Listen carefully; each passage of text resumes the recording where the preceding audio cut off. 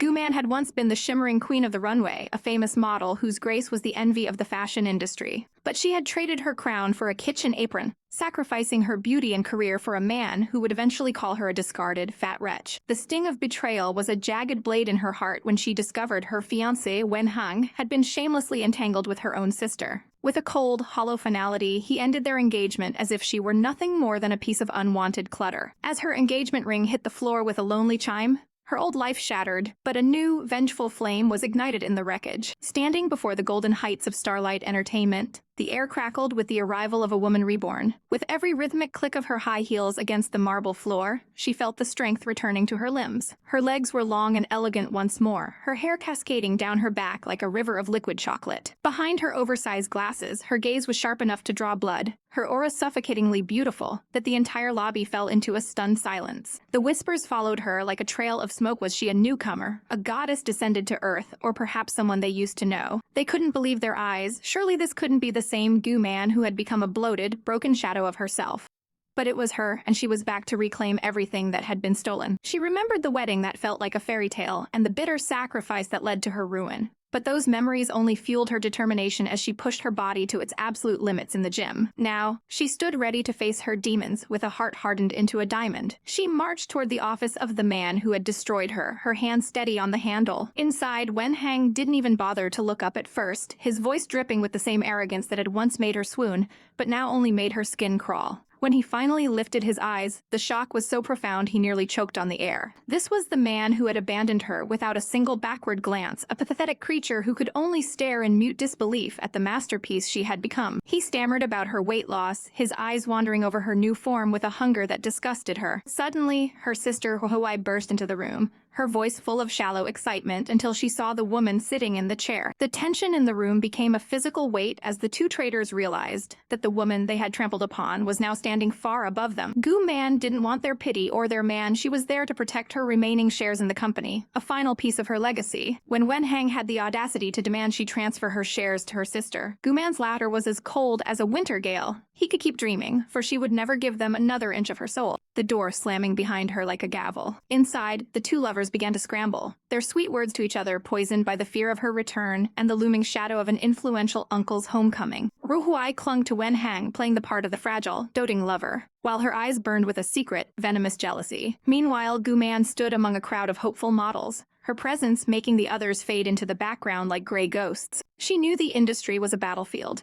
and her enemies were already trying to block her path to the big companies. But as fate would have it, a crisis was brewing backstage. The lead model for a crucial shoot had failed to show up, leaving the staff in a state of absolute panic. Just as the chaos reached its peak, a man with a godlike silhouette and a murderous stepped into the room. He was the new boss, a man whose gaze was as sharp as a scalpel and whose expectations were legendary. He demanded a replacement, but the staff trembled, knowing no one could fill the void. That was when Gu Man stepped into the light, her voice steady and filled with the effortless authority of a veteran as she offered to take the stage. Unbeknownst to them, her sister was already gloating on the phone, certain that Sabotage had ruined the shoot and Gu Man's chances forever. But as Gu Man stepped for the camera, a collective gasp echoed through the studio. She was a vision of ethereal beauty in a flowing gown, her movements so fluid and perfect that she seemed to be dancing with the light itself. The camera clicked in a frantic rhythm, desperate to capture every micro-expression of this mysterious new star. The boss watched from the periphery, his cold, calculating eyes softening with a flicker of genuine intrigue as he realized he was looking at a rare gem. When the shoot concluded, he approached her with a bottle of water, a gesture of respect that he rarely showed anyone. He acknowledged her talent, seeing the veteran soul behind her youthful facade. He offered her a challenge. If she could win over a notoriously difficult designer, she would be the face of his next major show. As he leaned in, his fingers grazing her chin in a moment of heart-stopping proximity, he whispered that her lips deserved better than cheap makeup. She had been accepted into his world, a world where she would finally have the power to crush those who had dared to discard her. Unfair. The shimmering glass of the city's high-rises reflected a world of cutthroat glamour, where the stakes were as high as the heels on the runway. Gu Man stood amidst the glittering chaos of the fashion show, her heart tight as an assistant warned her that she was already affecting the flow of the event. She had to find the lead designer, Mr. Millet, but the man was a literal tyrant of the industry, his murderous or ascending models scurrying away in fear. He was currently in the middle of a volcanic meltdown, screaming that the girls were spoiling his precious creations with their clumsy movements. The pressure in the room was suffocating, and Guman realized with a sinking feeling that this legendary designer was going to be even more difficult to handle than the rumors suggested. Millet's patience had snapped completely as he pointed a trembling finger at a model, banishing her from his sight without a second thought. He was a godlike figure in this cold palace of fashion, and his word was absolute law. The next victim of his wrath was a girl named Shasha, who looked up with big, teary eyes as she was told she was out. She tried to stammer an excuse about her foot, but the tyrant didn't want to hear it. He demanded she stop wasting his time and get out of his sight immediately. Guman watched from the shadows, her heart aching for the girl whose dreams were shattering in real time.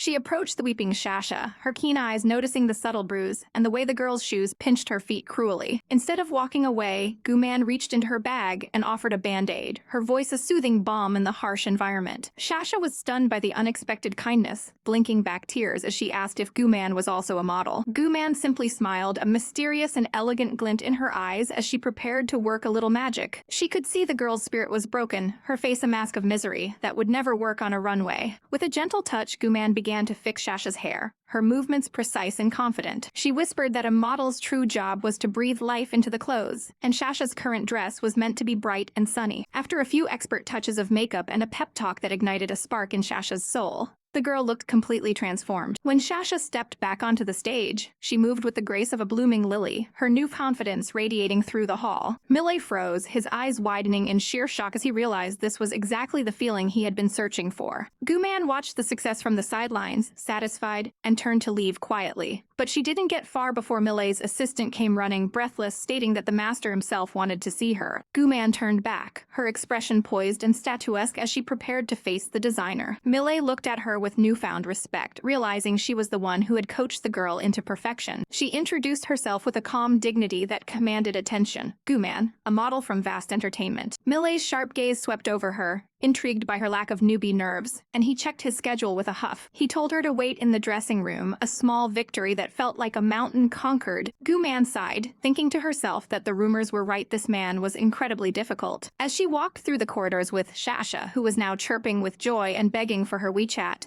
the peaceful moment was shattered. A sudden collision sent a phone flying through the air with a sickening crack. A woman with purple hair and a wretched expression, Lucy, stood there fuming, her face twisted in rage as she demanded to know why they were in her way. Shasha bowed head in a panic, apologizing profusely while Guman picked up the damaged device. The screen was spider-webbed with cracks, and Lucy's ego was even more bruised. She sneered at them, her voice dripping with venom as she complained about the trash they let into the building. Guman had seen enough of this schoolyard bullying and stepped forward, her gaze colder than winter snow as she reminded Lucy that she was the one who had bumped into them. Lucy was outraged, her face flushing as she demanded respect for her status as an elder in the industry. Guman let out a soft, mocking laugh, looking Lucy up and down and ruthlessly critiquing her bleak outfit and heavy, dated makeup. She called it a tragic attempt at mix and match, leaving Lucy sputtering in disbelief as she shrieked for security to throw them out. But the chaos was silenced by a single, booming word, enough. Millet had returned, his eyes burning with irritation as he looked at the scene, finally turning his piercing gaze toward Guman, to see if her style was as sharp as her tongue. The emotional roller coaster was only beginning,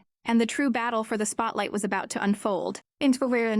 The soft bristles of the brush danced across her skin as the final touches of her transformation were applied. Every stroke of the palette was a calculated move in this game of high-stakes fashion, her eyes fluttering shut as she prepared to face the world. Backstage, the air was thick with the scent of hairspray and the suffocating pressure of 100 dreams waiting to be shattered. The other models stood like statues, their faces masks of icy professionalism and hidden daggers. But when she finally stepped out, she was a vision of untamed elegance. Her presence so commanding that the room seemed to lose its breath in an instant. The staff could hardly believe their luck, the photographer's lens practically worshipping her every movement as the legendary Mr. Millet watched with a rare, approving glint in his eyes. Her performance was flawless, earning a nod of respect that most would kill for in this cutthroat industry. Looking around at the sea of faces, it was clear that a new star had been born, one that outshone every veteran in the room. Millet's lips actually twitched into a smile, a sight so rare it sent ripples of shock and burning jealousy through the hearts of those who had been rejected. One particular girl could only watch in silent, trembling fury, her rejection tasting like like ash as she realized she was nothing compared to this newcomer. To celebrate this triumph, a secret was shared,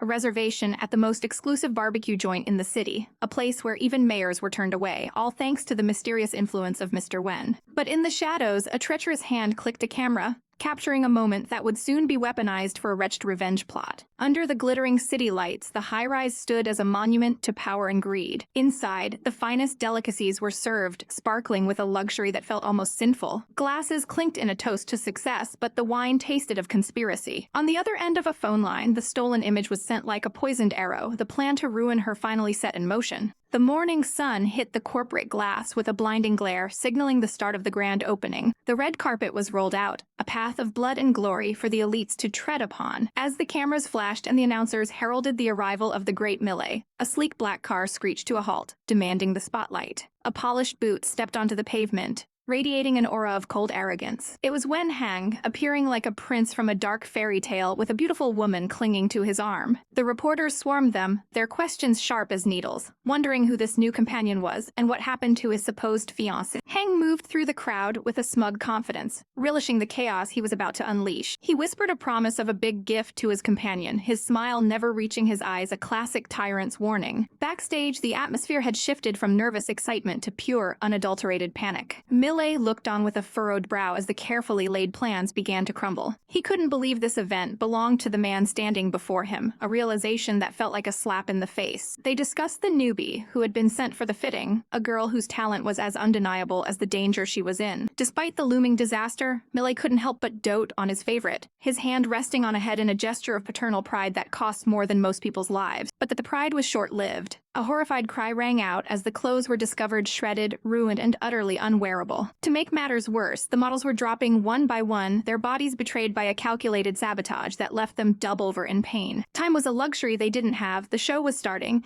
and they were standing in the middle of a graveyard of silk and lace. In the frantic scramble, Millet vowed to fix the unfixable, his genius the only thing standing between them and total humiliation. Suddenly, a rough hand clamped down on Guman's arm, pulling her back with a force that made her gasp. It was Hang, his eyes burning with a possessive, murderous rage as he demanded to know what she was doing in a place she no longer belonged. The air between them crackled with the ghosts of their past, a confrontation that had been brewing for far too long. Her sister, that wretched creature, joined in the assault, accusing Guman of trying to ruin Hang's big moment out of spite. The physical tension was suffocating as hands were raised and wrists were gripped with bruising force. Guman stood her ground, her gaze as sharp as the scissors that had ruined her work. A sudden shove sent her reeling, a desperate attempt to put her in her place. The sister played the victim, clinging to Hang and weeping about how Guman had pushed her, a masterclass in manipulation. They demanded an apology, their voices dripping with a false sense of moral superiority. Just as the pressure became unbearable, a shadow loomed over them, a presence so cold it seemed to freeze the very air. A hand reached out not to strike, but to protect, as a voice like velvet-wrapped steel cut through the noise. Hang's face drained of color as he looked up at the man standing behind Guman, his own uncle. The shock was absolute, the realization that the woman he was bullying was under the protection of the one man he feared most. With a dismissive flick of his gaze, the uncle sent the trash scurrying back to the VIP area, his authority unquestioned. They retreated like beaten dogs, their faces twisted in a mix of fear and disbelief. Guman looked up at her savior, her heart pounding against her ribs. He was so young, so godlike in his beauty, how could he possibly be that man's uncle? He simply smiled, a dangerous, beautiful thing, noting that outranking someone was quite common in his world. But there was no time for questions, the show had to go on. Millet had transformed the ruined clothes into a new style, dark, edgy, and revolutionary. As the final touches were made, the uncle leaned in close, his proximity sending a shiver down her spine as he offered a lighter to seal the look. "Don't be afraid," he whispered, his eyes locking onto hers with an intensity that made her world tilt. She wasn't afraid, not of the show, and certainly not of him. The lights dimmed, the smoke rose, and the models stepped onto the runway in their shredded masterpieces, a defiant middle finger to those who had tried to break them. From the front row, the uncle watched with a satisfied smirk, his gaze never leaving the girl who had turned a disaster into a triumph. The lights of the auditorium flare to life as Millet watches from the front row, his expression one of calm, calculated satisfaction. On the runway, Guman is a vision of gothic elegance, her presence so commanding that the air in the room seems to thin. Her eyes are sharp, framed by a delicate cross tattoo that hints at a dangerous, hidden depth, while her every step in those high heels echoes with a chilling confidence. The photographers are in a frenzy, whispering that she looks like a resurrected legend, her beauty almost too ethereal to be real. She moves with a cold, statuesque grace, her gaze piercing through the crowd like a blade. Millet smiles, knowing that the ace of vast entertainment has truly returned to claim her throne. His pride is evident, his godlike features softening just a fraction as he witnesses her triumph. But not everyone is celebrating. In the shadows, Rue and trembling, their faces pale with a mixture of shock and burgeoning rage. They can't believe the woman they tried to ruin is standing center stage, more radiant than ever before. Hang's jaw tightens as he looks away, the suffocating pressure of her success making it hard for him to breathe. Backstage, the atmosphere is electric as Millet offers a rare, velvet-toned compliment, his presence alone enough to make the air hum. He invites her to a celebration. But as he leaves with his entourage, a small figure bursts into the room. It's Shasha, her eyes sparkling like gems as she showers Guman with adoration. Her excitement so infectious it brings a rare touch of warmth to the room. She's so enamored with the gothic dress that she wants one for herself, and Guman, touched by her loyalty, decides to bring the girl along to meet the boss. However, the shadows are lengthening. A man with a cold, ruthless smile speaks into his phone, giving the order to strike. Unaware of the lurking danger, the two girls head toward a cute, pink electric bike, their laughter light in the evening air. But their path is suddenly blocked by a group of wretched thugs, their murderous aura turning the alleyway cold. The leader leers at them, his grip tightening on a heavy wooden bat. They have been paid to ensure Guman never walks another runway, their expressions void of any human mercy. The thugs decide to take both girls, their laughter echoing like a death knell as they close in. Guman's eyes narrow, her heart pounding against her ribs as she realizes there is no easy escape. She stands tall, her voice steady as she threatens to call the police. But the thugs only laugh at her desperation. Realizing Shasha is in danger, Gumails the girl to run and call for help, ready to take the brunt of the assault herself. But as a thug reaches out to grab her, a sudden sharp impact shatters the tension. A helmet comes crashing down on the thug's head with a sickening thud. Shasha hasn't run away. She's standing there with a fierce, protective fire in her eyes, her pink helmet held like a warrior's mace. She refuses to leave her friend behind, her small frame radiating an unexpected, intimidating strength. Before the thugs can react, she strikes again, her movements a blur of lethal precision. A heavy blow lands on the leader's jaw, sending him reeling backward in shock. One by one, the men fall, their arrogance replaced by sheer terror.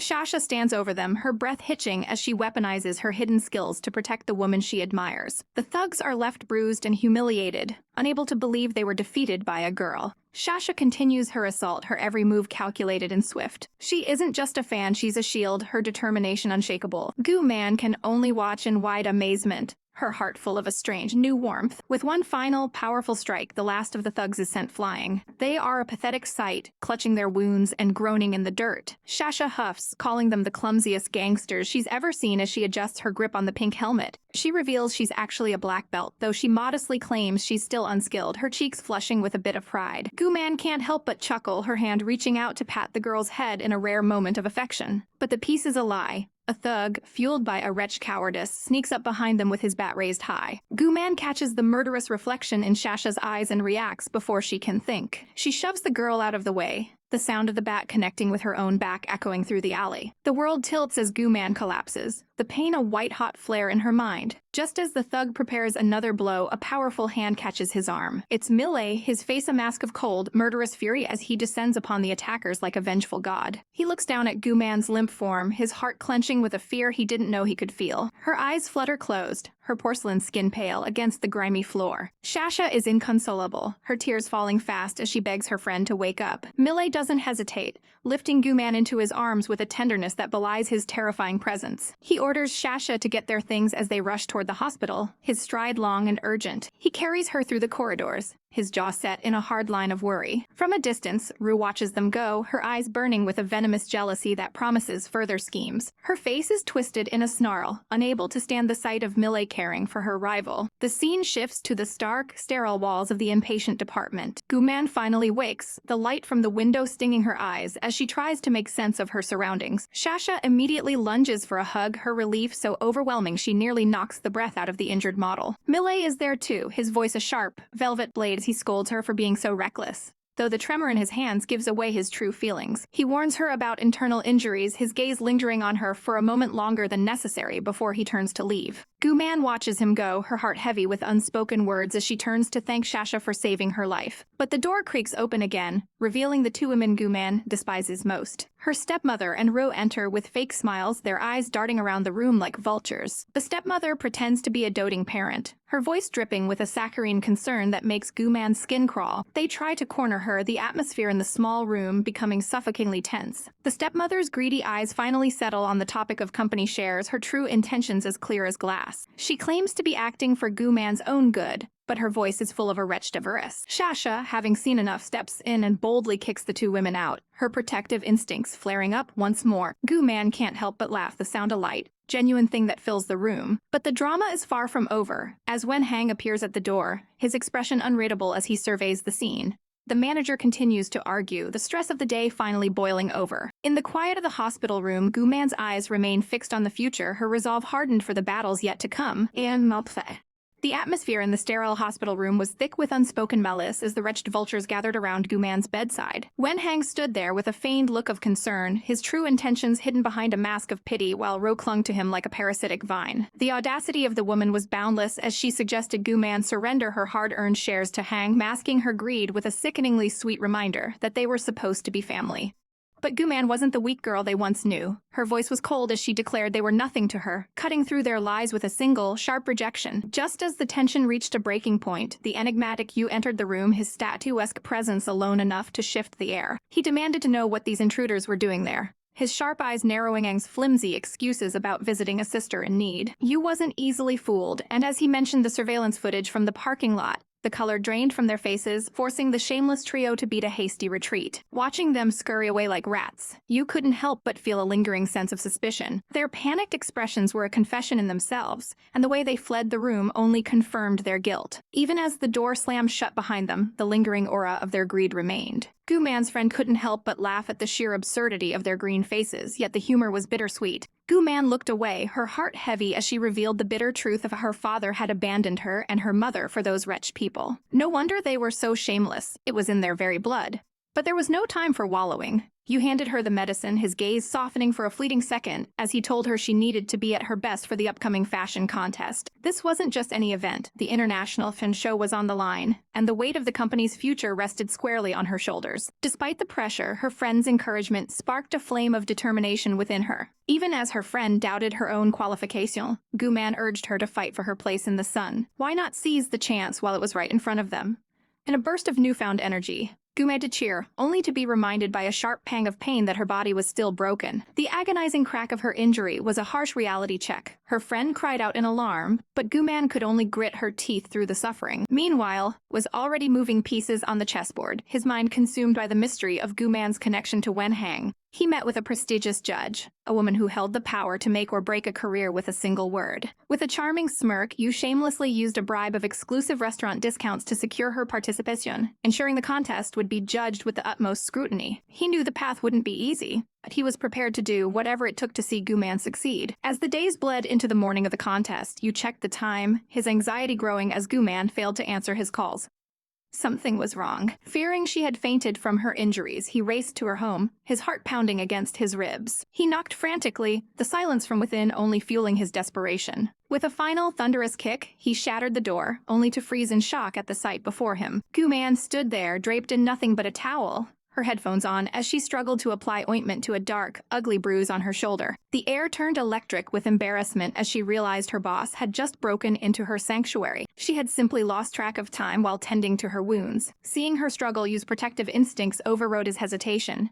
He insisted on helping her, his voice low and commanding as he told her they were running out of time. As his fingers brushed against her skin to apply the medicine, a suffocating heat rose between them. He asked if it hurt, his touch surprisingly gentle for a man of such intimidating power. To her surprise, it didn't hurt. It felt dangerously good. Moments later, she emerged like a goddess, clad in a flowing white gown that made her look ethereal and untouchable. They left the apartment behind, though the splintered door served as a silent testament to Yu's frantic worry. Upon arriving at the hotel for the high-stakes meeting, Gu-man radiated a confidence that masked her internal tremors. She looked every bit the top model Yu knew she could be. But the universe was cruel as they immediately crossed paths with the wretched Wen Hang and his new flame. Hang had the audacity to offer his help, looking down on them as if they were amateurs in a world he owned. Yu's response was cold and dismissive, his murderous aura flaring as he stated his model with the one to impress the clients. Hang's pride was wounded, his expression twisting into a mask of resentment. Behind his back, he whispered sweet nothings to Ru, promising her his heart while casting a bitter glance at the woman he had discarded. Gu-man watched them with a frown, the sight of their hollow affection leaving a bad taste in her mouth. Ro noticed her gaze, a smug, triumphant look dancing in her eyes as she clung to her stolen prize. But before the poison could seep in, Yu's large hand moved to cover Guman's eyes, his voice a warm, protective rumble against her ear. He told her that dirty things would only hurt her eyes and that she should look only at the path ahead. In that moment, by his strength, she felt a flicker of something more than just gratitude as they stood close enough to feel each other's heartbeat. The cold, sterile atmosphere of the meeting room was suffocating. As the board members sat like stone statues behind the long white table, the air crackled with tension when a representative from Starlight Entertainment stepped forward to present his prize, the delicate and seemingly innocent Gu Huai. She stood there, a vision in soft pink, trying her best to look the part of a fragile flower while the manager introduced her as their star model. When the stern Mr. Qian asked what her greatest strength was, she clasped her hands and offered a rehearsed smile, claiming her appearance was perfectly suited for their products. She truly believed her pure and natural aura would be enough to sway the judges, but her arrogance was misplaced. Mr. Qian's eyes narrowed, his expression remaining as cold as ice as he bluntly informed her that her answer was exactly what he didn't want to hear. Ruhuai's paled, her heart sinking into her stomach as her manager scrambled to salvage the situation. He pleaded with the board, trying to list her accomplishments, but his desperation only made the atmosphere more awkward. With a sharp, dismissive tone, Mr. Qian interrupted, making it clear that the company needed real models with an understanding of fashion, not mindless, fitting robots. The rejection was a stinging slap to their pride, leaving them both trembling with humiliation as they were ushered away. Mr. Qian didn't even give them a second glance, simply calling for the next candidate to enter the lion's den. That was when the doors swung open to reveal Guman, accompanied by the enigmatic Wen Haou from the unknown Vast Entertainment. Her presence was like a breath of fresh air, her long hair shimmering under the lights as she walked with a grace that demanded attention. The board members whispered among themselves, never having heard of such a small company, yet they couldn't look away from the woman standing before them. Unlike the previous girl, Guman didn't waste time with sweet words. Instead, she boldly requested one of the company's products to prove her worth. The room fell silent as everyone wondered what she was planning, her audacity leaving them stunned. With a confident nod from the board, she took the garment, her eyes sparkling with a hidden fire. She moved with a purpose that was both captivating and intimidating, leaving Ruhuai and her manager to sneer from the sidelines. They were certain she was about to make a fool of herself. Convinced she didn't fit the pure style the company required, Manager Hang watched with crossed arms, a smug look on his face as he waited for her inevitable downfall. But when Guman finally emerged, the world seemed to stop. She was a vision of ethereal beauty, her white dress flowing around her like a dream. Every eye in the room widened in disbelief, her presence radiating a celestial light that left them breathless. Even the stoic Mr. Qian found himself captivated, his professional facade cracking just for a moment. Guman introduced herself with a gentle yet powerful voice, her beauty blooming like a field of roses in the middle of a desert. She stood there, a masterpiece of elegance and poise, leaving no doubt about who the true star was. Ruhuai's face twisted in a mixture of jealousy and horror, her fingernails digging into her palms as she realized the contract was slipping through her fingers. Her manager could only stare in shock, his mind racing to find a way to stop this rising tide. The silence was broken by the sound of Mr. Qian clapping, his face lighting up with rare approval as he declared her performance absolutely perfect. Guman bowed gracefully, a small smile of victory playing on her lips, while Ruhuai's world crumbled around her. In a fit of rage, Ruhuai demanded to know how this was possible, her voice shrill with desperation until her manager forced her to stay quiet. They were told to wait outside while the final decision was made, the tension in the hallway thick enough to cut with a knife. The two rival groups stood at opposite ends of the corridor, a silent war raging between them. Ruhuai glared with murderous intent, her eyes burning with a desire for revenge. Guman, however, simply turned away with a playful, cheeky expression, shamelessly enjoying her rival's misery. Wen Haou looked down at her with a soft gaze, praising her for a job well done, and she beamed back at him, her heart fluttering with joy. Meanwhile, Ruhuai's manager was sweating bullets, knowing their company's financial future depended entirely on this one contract. He promised Ruhuai he would find another way, his eyes darkening with a sinister plan as he checked his phone. Wen Haou pulled Guman close, whispering that they still had a major advantage, his calm demeanor acting as an anchor for her nerves. Finally, the doors opened one last time, and the representative stepped out to announce the winners. The room held its breath as he listed the companies that had won the bids for shoes and trousers. But when it came to the most coveted contract, the clothes, the name that left his lips was Starlight Entertainment. Guman's heart shattered, her eyes wide with shock and betrayal as she realized her hard work had been stolen. Mr. Qian looked away, sighing that it was a decision made by the board, leaving her feeling hollow and defeated. Ruhuai leaned in, a wicked smirk on her face, whispering that Guman's career was finally over. The weight of the injustice was too much to bear, and Guman lowered her head, her spirit crushed under the weight of the unfair world. Wen Haou didn't say a word, his expression unreadable as he led her away from the scene of her defeat. Seeing her sadness, his heart softened, and he gently suggested they go eat something to clear her mind. They walked out of the building together, leaving the gloating victors behind as they stepped into the cool night air. As they drove through the city, the silence in the car was heavy with unspoken words. Guman stared out the window at the twinkling lights, her heart aching with the memory of her lost opportunity. She apologized for failing to get the contract, even offering to have her pay docked, but Wen Haou wouldn't hear of it. Instead of a fancy restaurant, he took her to a humble roadside stall he had found when he first returned home. Under the glow of the moon, they sat at a simple table, the smells of street food filling the air. Wen Haou began to open up, sharing the pain of being the youngest in a power family where he was never given a single resource. He spoke of his struggles abroad and how he had to fight for everything he owned, his voice steady yet filled with hidden depth. He looked her in the eyes and told her that in his opinion, she was the real winner, his words providing a warmth that no contract ever could. Guman's eyes welled with tears, touched by his sincerity and the realization that she wasn't alone in her fight. She decided then and there to wash away her sorrows, boldly calling for 5 beers to celebrate their victory. She was determined to get drunk and forget the world. Raising her glass high under the starlit sky, Wen Haou watched her with an amused yet protective gaze, secretly swapping her drink for fruit juice so they wouldn't have to worry about the drive home. As she sipped the alcohol, the barriers around her heart crumbled, and she began to spill her life story, hiccuping through the pain of losing her mother and being cast aside by her father. She cursed all men as liars, her cheeks flushed with a cute, drunken red, while Wen Haou could only sweat drop at her sudden outburst. Eventually, the drink took its toll, and she collapsed onto the table, fast asleep. While she slumbered, Wen Haou made a secret call to ensure her broken door was being repaired, his influence stretching far and wide. When he heard it would take a week to fix, he didn't even blink, his mind already making plans for her safety. He hung up the phone and looked down at the sleeping girl, who was mumbling about wanting to go home. Her face was so peaceful in her sleep, her breathing soft and steady. Without a second thought, he leaned down and scooped her up into his arms, carrying her as if she were the most precious treasure in the world. He whispered that they were going home, his heart beating a little faster as she snuggled into his chest. When they arrived at his grand estate, the butler was waiting by the car, his eyelid popping out of his head at the sight of his master carrying a woman. Wen Haou ignored the shocked looks, ordering the guest room to be prepared while Guman clung to him like a lost kitten. The butler couldn't help but wonder who this mysterious woman was to have captured the heart of the cold tyrant. As the stars shone brightly above, a new chapter in their story was just beginning, one filled with hidden secrets and a love that would soon set the world on fire.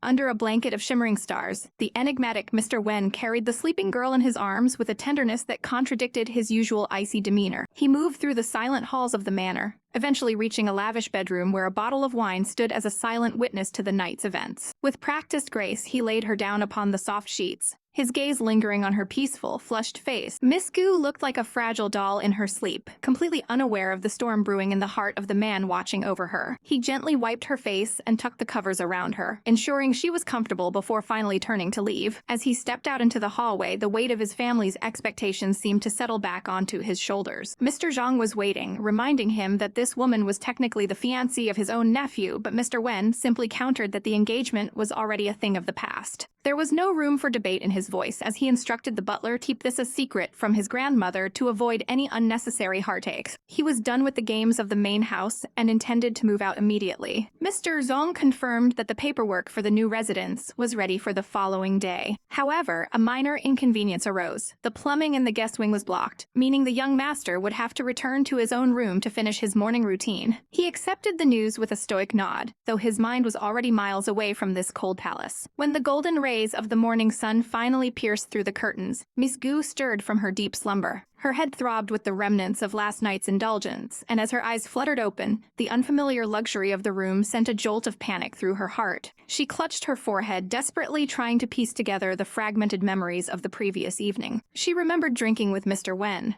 but what happened after that was a terrifying blank space in her mind. Was she in his house? Had she done something utterly scandalous? She shook her head violently, her inner thoughts screaming in a mix of horror and embarrassment as she tried to force herself to stay calm. She decided the best course of action was to wash away the shame and face the day with some dignity. She approached the bathroom door with trepidation, her hand trembling as she pushed it open. The sight that greeted her was enough to make her heart stop. There stood Mr. Wen, statuesque and glistening, casually brushing his teeth with nothing but a towel around his waist. Her face exploded in a brilliant crimson blush as she stammered out an apology, hands flying up to cover her eyes in a futile attempt at modesty. In her haste to retreat, her foot caught on the slick floor and she went sliding forward right into his firm, muscular chest. In a desperate bid for balance, her fingers latched onto the only thing within reach, his towel, and with a sickening tug, she felt it begin to give way. Time seemed to freeze as they stared at each other, the silence in the room thick enough to suffocate.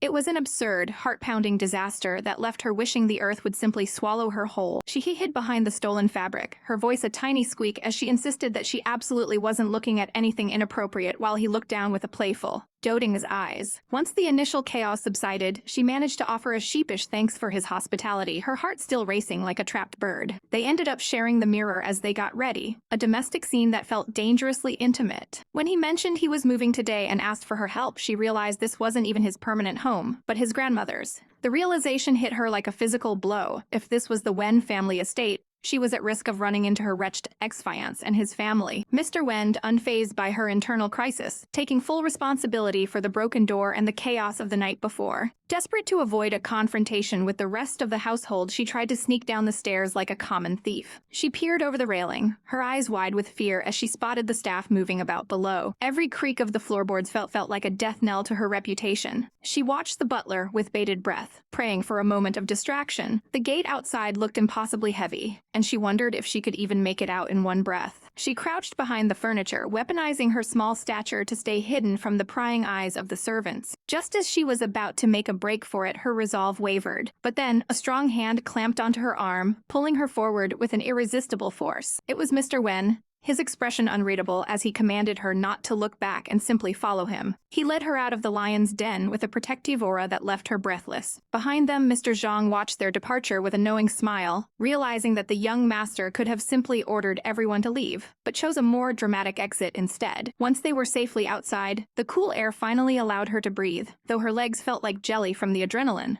She looked up at him, her eyes sparkling with a mix of gratitude and lingering shock. Her face was still flushed, the heat from his proximity radiating through her skin. They walked through the lush greenery of the estate, the city skyline looming in the distance as they left the past behind. Even as she fretted over the consequences of her actions, a part of her felt a strange sense of security in his presence. Her mind was a whirlwind of golden-eyed gazes and unspoken promises. Soon they arrived at a sleek, modern apartment complex that screamed of wealth and exclusivity. As they stepped into the new unit, she couldn't help but gasp at the sheer opulence of the place. The number on the door, 20, felt like a hidden omen in the world of romance. Inside, the floor-to-ceiling windows offered a breathtaking view of the city, and the master suite was larger than her entire previous apartment. She turned to him, skeptical that the rent could possibly be as low as he claimed. She knew that her enemies would eventually find her old address, and she needed a place to hide where they wouldn't dare set foot. Living with Wen Hang's uncle was the ultimate revenge, a shield that no one would be brave enough to pierce. She boldly offered to be his flatmate, promising to clean since she couldn't cook, and he agreed with a faint twitch of his lips, suggesting he would simply dock the cost from her salary. Overjoyed, she almost threw herself at him in gratitude, her excitement momentarily overriding her common sense. They stood together in the glowing light of their new shared home, a statuesque pair that looked like they belonged on the cover of a novel. A small, triumphant smile played on Mr. Wen's lips as he looked at her, a hunter who had successfully lured his prize into his golden cage. But his life wasn't just about domestic bliss. The world of business called to him from the towering skyscrapers of the financial district. Later that day, he sat in his office, his presence radiating a suffocating pressure as he invited a guest to enter. Mr. Qian arrived for their meeting, and the two men exchanged a firm handshake, the air thick with the scent of a new deal. Mr. Wen had been expecting him, his eyes sharp and calculating. As they sat down to discuss their collaboration, a portfolio was opened, revealing stunning photos of Miss Gu in her element as a model. Mr. Qian admitted he had been impressed by her beauty and grace, unable to get her out of his head since the day before. But Mr. Wen's gaze turned cold as the conversation shifted to the internal politics of the board. He knew that to protect his new flatmate and his own interests, he would have to play a dangerous game, his golden eyes riffling a resolve that was as beautiful as it was terrifying.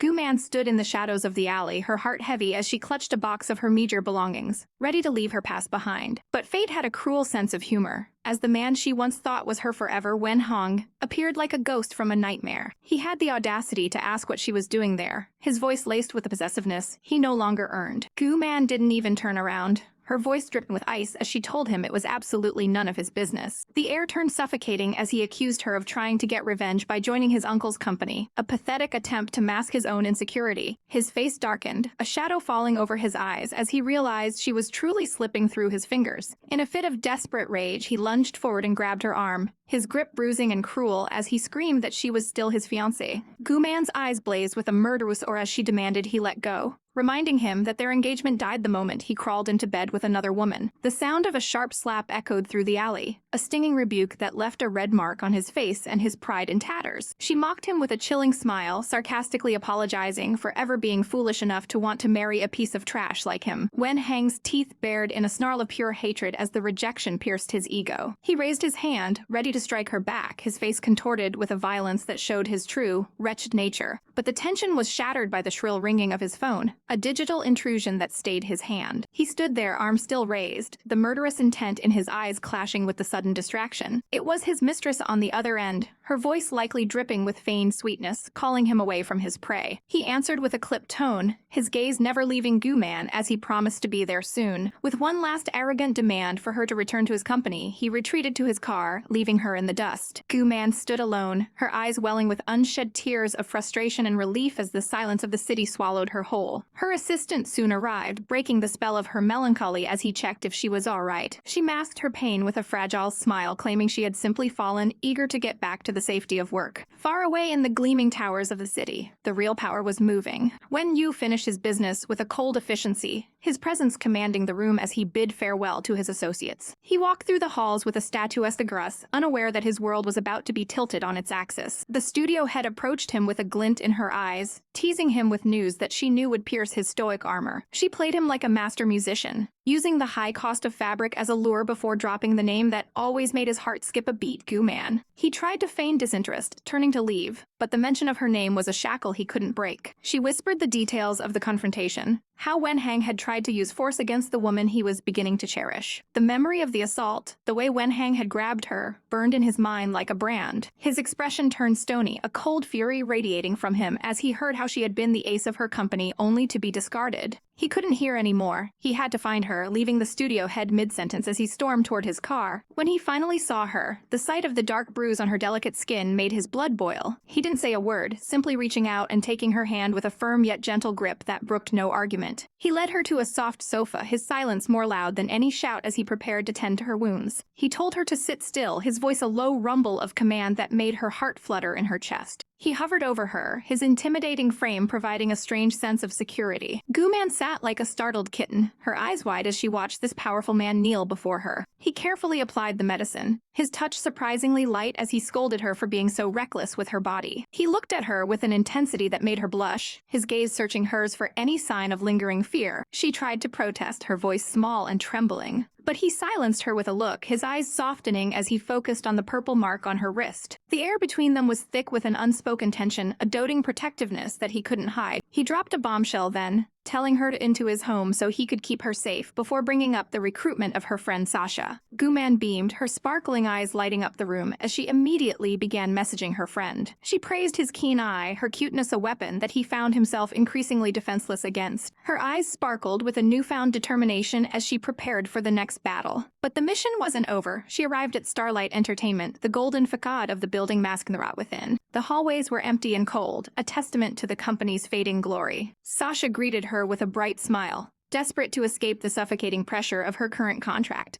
But the fear returned to Sasha's face as she mentioned the double penalty for leaving, a debt she could never hope to pay. Gu-man comforted her, promising that the boss would handle everything as they marched toward the manager's office. Inside, the manager sat like a queen on a throne of lies, her legs crossed with an arrogant air of superiority. She looked at Gu-man with pure disgust, asking what could possibly bring such a creature back to her doorstep. Gu-man didn't flinch, her voice steady as she demanded to speak with the president, only to be met with the manager's sneering claim of authority. Gu-man slammed her hands on the desk, the sound echoing like a war drum as she declared Shasha was resigning. She offered to pay the penalty right then and there, ready to buy her friend's freedom. The manager's lips curled into a predatory smile as she tossed a contract onto the desk. She dropped the hammer then, revealing that for an ace like Shasha, the penalty wasn't just double, it was 10 times the original amount. Shasha gasped, her face pale, as she read the treacherous words on the page. It was a trap. A black and white prison designed to keep her enslaved forever. Gu-man's eyes narrowed, her voice dripping with venom as she pointed out that they had never even given Shasha any resources, making the ace title a mockery. The manager simply laughed, telling her it was none of her business as she relished their despair. Gu-man realized they needed to Sasha's original copy of the contract, a glimmer of hope in a sea of corruption.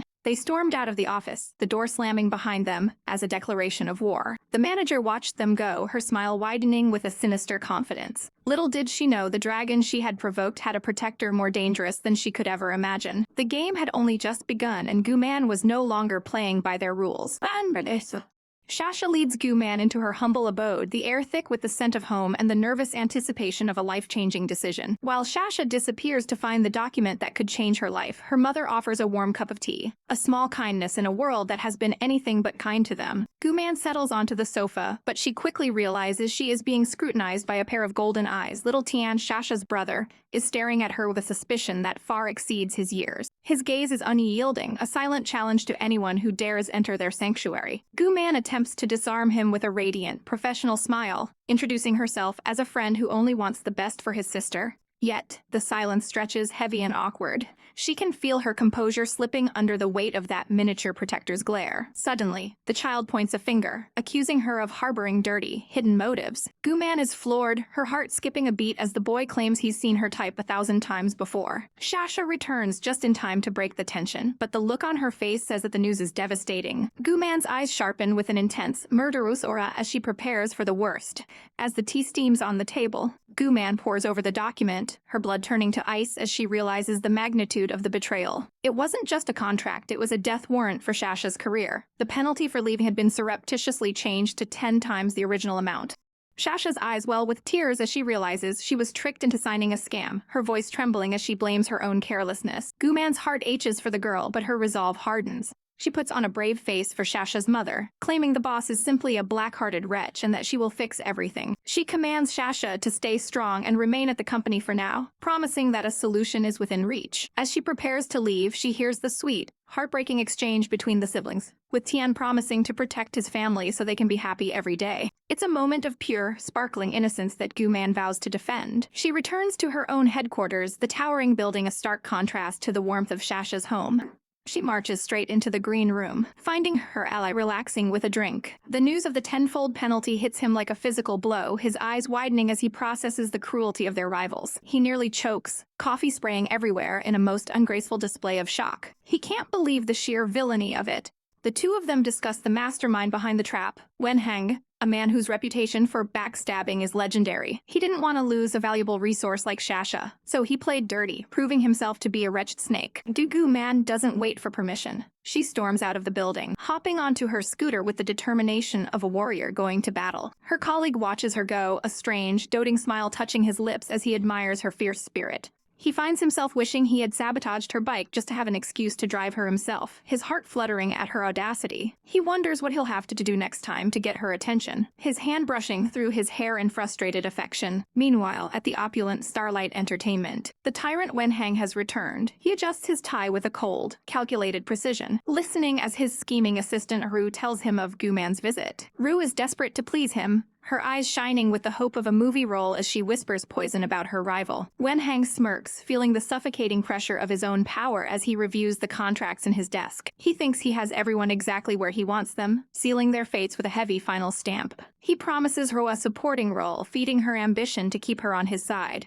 But his victory is short-lived. Just as he thinks he's alone and can finally rest, he senses a presence in the room. A shadow falls across the doorway, signaling the arrival of an uninvited guest. Gu-man has returned, her gaze colder than a winter storm and twice as deadly. She stands there, a statuesque figure of vengeance, her eyes glowing with a golden, predatory light that promises a reckoning Wen Hang never saw coming. The air in the office was suffocating, thick with the arrogance of a man who thought he held all the cards. Wen Hang leaned back in his chair, his gaze icy as he questioned if she had finally crawled to him after realizing she had nowhere else to go. But Gu-man wasn't some damsel in distress. She crossed her legs with a poise that screamed power. dismissing his delusions as utter nonsense. With a sharp flick of her wrist, she slapped a document onto the desk, her eyes burning with a cold fire as she demanded to know why he was targeting poor Shasha with a penalty 10 times the normal amount. He tried to hide behind the company's legal department, a pathetic attempt to mask his personal spite, but she wasn't buying his excuses for a second. If he thought he could secretly alter contracts and get away with it, he was sorely mistaken, as she was more to drag his dirty laundry to the corporate charter office. The pressure in the room shifted as he realized she knew exactly where the bodies were buried, yet he still had the audacity to tell her not to get cocky. Gu-man had no time for his petty power plays, slamming down the resignation letter and the penalty fee with a force that rattled the very foundation of his ego. With a final, satisfying bang of the seal, she declared that Shasha was finally free from his wretched clutches. As she turned to leave, his desperate shouts that she would one day beg for his help followed her, but she didn't even bother looking back. In her dreams, he was nothing more than a footnote in her success story, a man whose threats were as empty as his heart. Outside the suffocating walls of the office, the world felt bright and full of possibility once more. Gu-man hopped onto her pink scooter, a stark contrast to the cutthroat business world she had just conquered. Her heart melted the moment little Shasha came running toward her, a tiny bundle of joy who was the reason for all this trouble. Gu-man pulled the girl into a doting embrace, assuring her that everything was going to be all right now. But the sweet moment was interrupted by Shasha's brother, Tianqian, a little guy who had clearly decided that all beautiful women were untrustworthy liars. Despite his suspicious glares, Gu-man couldn't help but find his protective streak absolutely adorable. He insisted on following them to the new company, convinced he needed to shield his sister from whatever scheme Gu-man was cooking up. She just chuckled to herself, weaponizing her charm as they all piled onto her tiny scooter. That was as ridiculous as it was heartwarming. They zoomed through the city streets, a strange trio on a mission to start a new chapter. The pink scooter looked like it was struggling under the weight of 3 people, but Gu-man didn't care as long as they reached their destination. They pulled up to the towering headquarters of Starlight's rival, a place where real talent was actually appreciated. Stepping into the office, they were greeted by the statuesque and charming Wen Haou, whose presence was a breath of fresh air compared to the tyrant she had dealt with earlier. He welcomed them with a warm smile, his eyes lingering on Gu-man with an intensity that made the air hum with potential. Tianqian, however, was not impressed, crossing his arms and pouting as he watched the handsome man get too close to his sister. The business talk was soon interrupted by the arrival of Millet, a flamboyant designer who looked like he had stepped right out of a high-fashion magazine. Millet's eyes sparkled with excitement the moment he saw them, his mind already spinning with new creative visions. He didn't just want Shasha, he had his sights set on the grumpy little brother as well. Before Tianqian could protest, he was swept away by the eccentric stylist, leaving Gu-man and Shasha to wait in curious silence. Millet clapped his hands in delight, sensing that he had found his newest muse in the most unexpected of places. From behind the closed doors, the sounds of Tianqian's desperate struggles echoed out as he cried out that he was a man and didn't need any candy. Gu-man and Shasha could only exchange awkward glances as the boy's dignity was sacrificed at the altar of fashion. When the door finally opened, Tianqian emerged looking like a tiny sparkling prince in a perfectly tailored suit. The sight was so precious that even Wen Haou couldn't help but be impressed by Millet's transformative touch. But the lighthearted mood shifted when Millet revealed their next big mission. They were to partner with the legendary superstar Edward. Shasha gasped at the name of the popular idol, while Gu-man felt a prickle of intuition that this gentle star might not be everything he seemed. Edward's reputation preceded him, a man adored by millions for his delicate beauty and approachable charm. He was the kind of godlike figure that people only saw on billboards, surrounded by roses and adoring fans. But when the man himself finally arrived, draped in a luxurious coat and hidden behind dark sunglasses, the aura he projected was anything but gentle. He looked down his nose at Gu-man and Shasha, his expression dripping with a disdain that was hidden from the public eye. He questioned if these normal women were really supposed to be his partners, his voice laced with an arrogance that made Gu-man's blood boil. Tianqian watched from the sidelines, his tiny face twisting in confusion as he realized the superstar was nothing more than a shallow fraud. Gu-man stood her ground, her gaze narrowing as she realized that her new job was going to involve dealing with a whole different kind of monster. The so-called adorable star was a wretched brat, and she wasn't about to let him walk all over them. As the tension in the room reached a breaking point, Gu-man prepared herself for the battle ahead,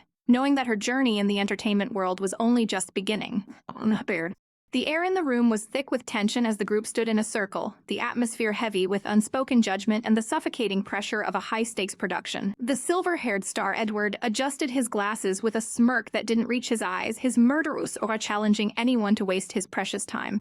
But Gu-man wasn't one to be intimidated by a celebrity's ego. She stood tall with her ost, reminding him that only the boss could decide who was professional enough for this job.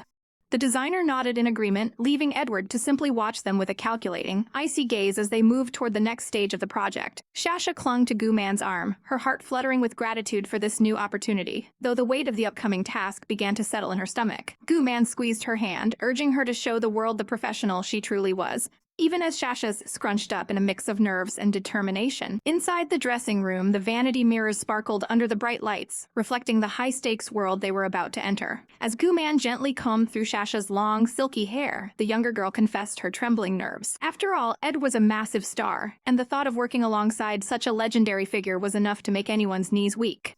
Was she a fan? Gu-man teased, but Shasha quickly denied it. Even he was handsome and gentle on screen, the reality of his cold aura was a different story altogether. She felt like a mere rookie, unqualified to stand beside a sun that burned so bright. Gu-man stopped, her expression softening as she reminded Shasha that failure wasn't the end. Her worth was defined by her own actions, not the whims of a man like him. Tears pricked Shasha's eyes at the sudden wave of support, her resolve hardening as she looked at her reflection. In the hallway, the red-haired Wen leaned against the wall, his hands tucked into his pockets as he waited with a quiet, observant intensity. The studio was a hive of activity, lights and cameras prepared to capture the perfection they demanded. When Edward finally emerged, he was every bit the statuesque idol, surrounded by an aura of blooming roses and effortless grace. Beside him, the little boy dressed as a golden angel huffed in annoyance, his big eyes filled with a hilarious sense of injustice at having to play such a role. He wondered if he should just shoot the man with his prop bow, given how much Edward seemed to despise his sister. But then, the atmosphere shifted as a pink feather drifted through the air, signaling the arrival of something truly breathtaking. Gu-man stepped into the light, her transformation into a dark, seductive queen nearly complete as she fixed her gaze on the camera. She was a vision of dangerous elegance, her long hair flowing over her shoulders like silk, adorned with gold that shimmered against her skin. It was finally showtime. Her eyes held a golden fire, piercing through the lens with a confidence that demanded total submission. Every click of the camera captured her power, her movements fluid and commanding as she claimed the spotlight. Even Edward and the staff could only watch in stunned silence as the transformation took hold.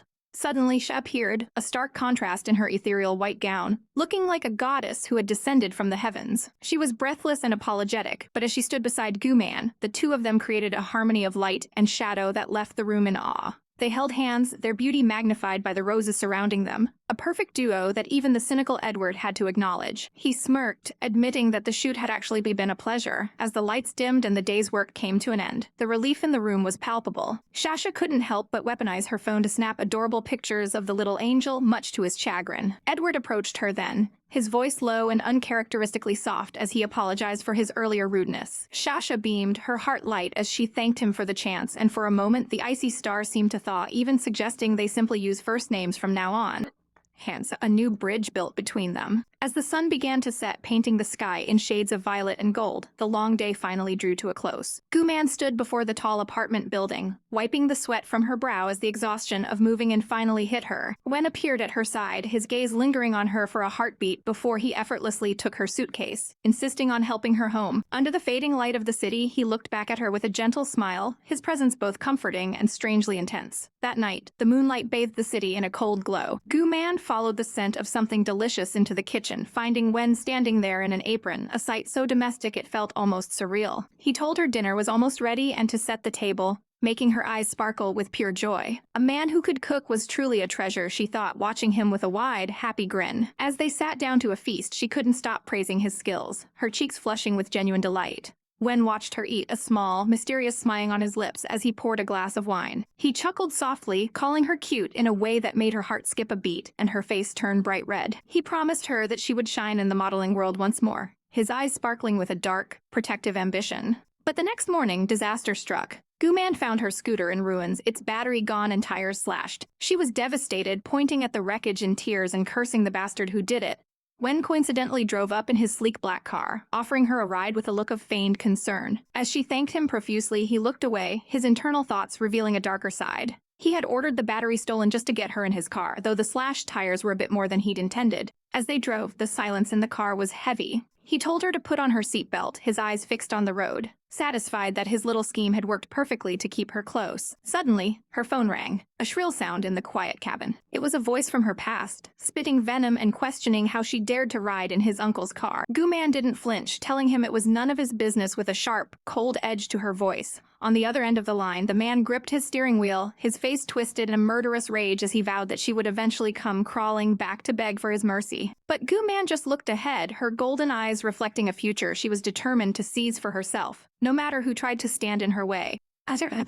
The sun shone brilliantly over the opulent Wen estate, a facade of peace masking the cold schemes brewing within its walls. Wen Hang moved with a statuesque grace, his cold exteriorly softening as he approached his great-grandmother's chambers to play the part of the doting grandson. The elderly matriarch's eyes sparkled with mischief as she adjusted her elegant pearls, teasingly asking if a new life was on the way. But Hang's goals were far more calculated. With a practiced smile, he dismissed the idea of a baby and instead requested a grand, public engagement party, claiming he wanted to restore Gu-man's honor after their previous private affair. While his grandmother beamed at his apparent growth and devotion, the air in the room grew heavy with unspoken truths. Even as she sent her butler to gather brochures for the most lavish hotels, a shadow flickered in the servants' eyes as they looked at the young master's unreadable face. The butler Zhang held the documents with a trembling hand, his gaze lingering on the young master who seemed to be dancing on the edge of a precipice. The news that Wen Haou would also attend only added fire, a detail that brought a chilling smile to the matriarch's face. As Hang prepared to leave, Zhang couldn't help but voice his concern, questioning if this path of deception was truly the right one. Hang merely cast a sidelong glance back, his expression void of warmth as he insisted that his grandmother's happiness was all that mattered. Yet, once alone, the mask slipped, replaced by a dark, simmering intensity as he brushed off the butler's warnings and left the room. He stood in the hallway, the suffocating pressure of his own ambition weighing on him as he ignored the butler's final plea.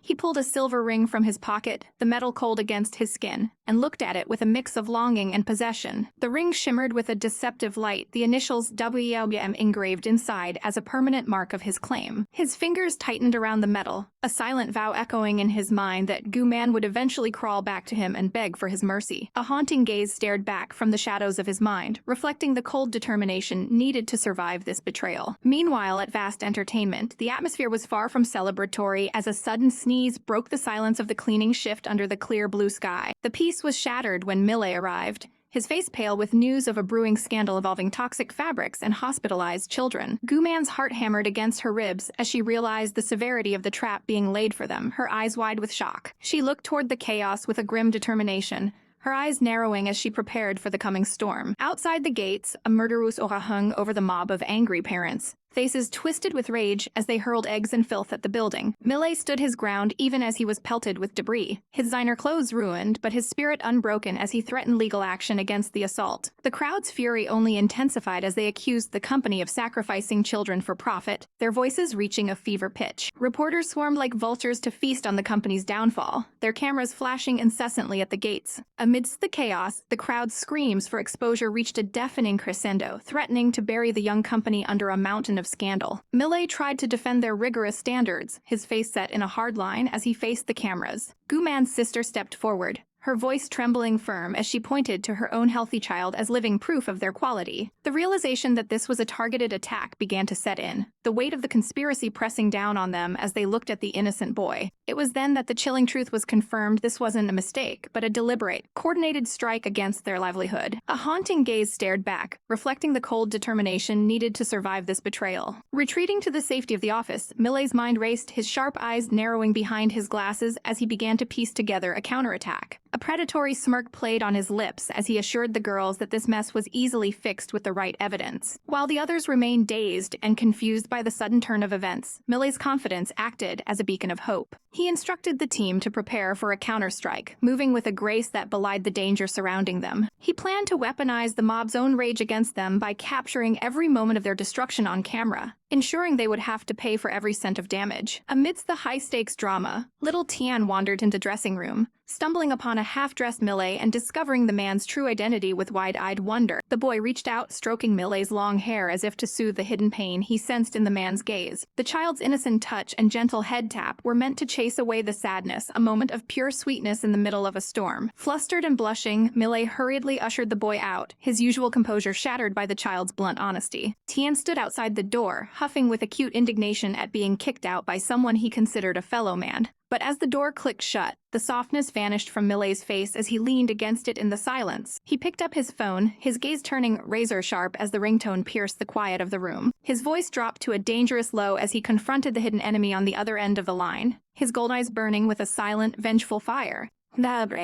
The flash of cameras was blinding, a constant reminder of the suffocating pressure that followed the statuesque Wen Haou wherever he went. Behind him, the ever-watchful Guho observed the spectacle with a gaze that held secrets of its own, hidden beneath a professional veneer. As the sun dipped below the city skyline, painting the clouds in bruised orange and gold, the heavy silence of the executive office was broken only by a persistent knock at the door. Haou leaned back, his eyes closed in a moment of rare vulnerability as he tried to wash away the exhaustion of a day spent in the spotlight. He looked every bit the cold prince, his posture regal even in his wariness, before he finally commanded the visitor to enter. Guro stepped into the room, a steaming cup of coffee in her hand, her voice a practiced silkiness as she urged him to take a moment to calm his racing thoughts. She pointed out that the company would be the headline for days to come, but Haou's expression remained unreadable, his gaze fixed on the negative press, as if it were nothing more than a minor annoyance to be crushed. He knew that in this wretched society, even negative attention was a weapon that could be flipped to his advantage, a way to become famous overnight through sheer audacity. Suddenly, the sharp trill of his phone shattered the atmosphere,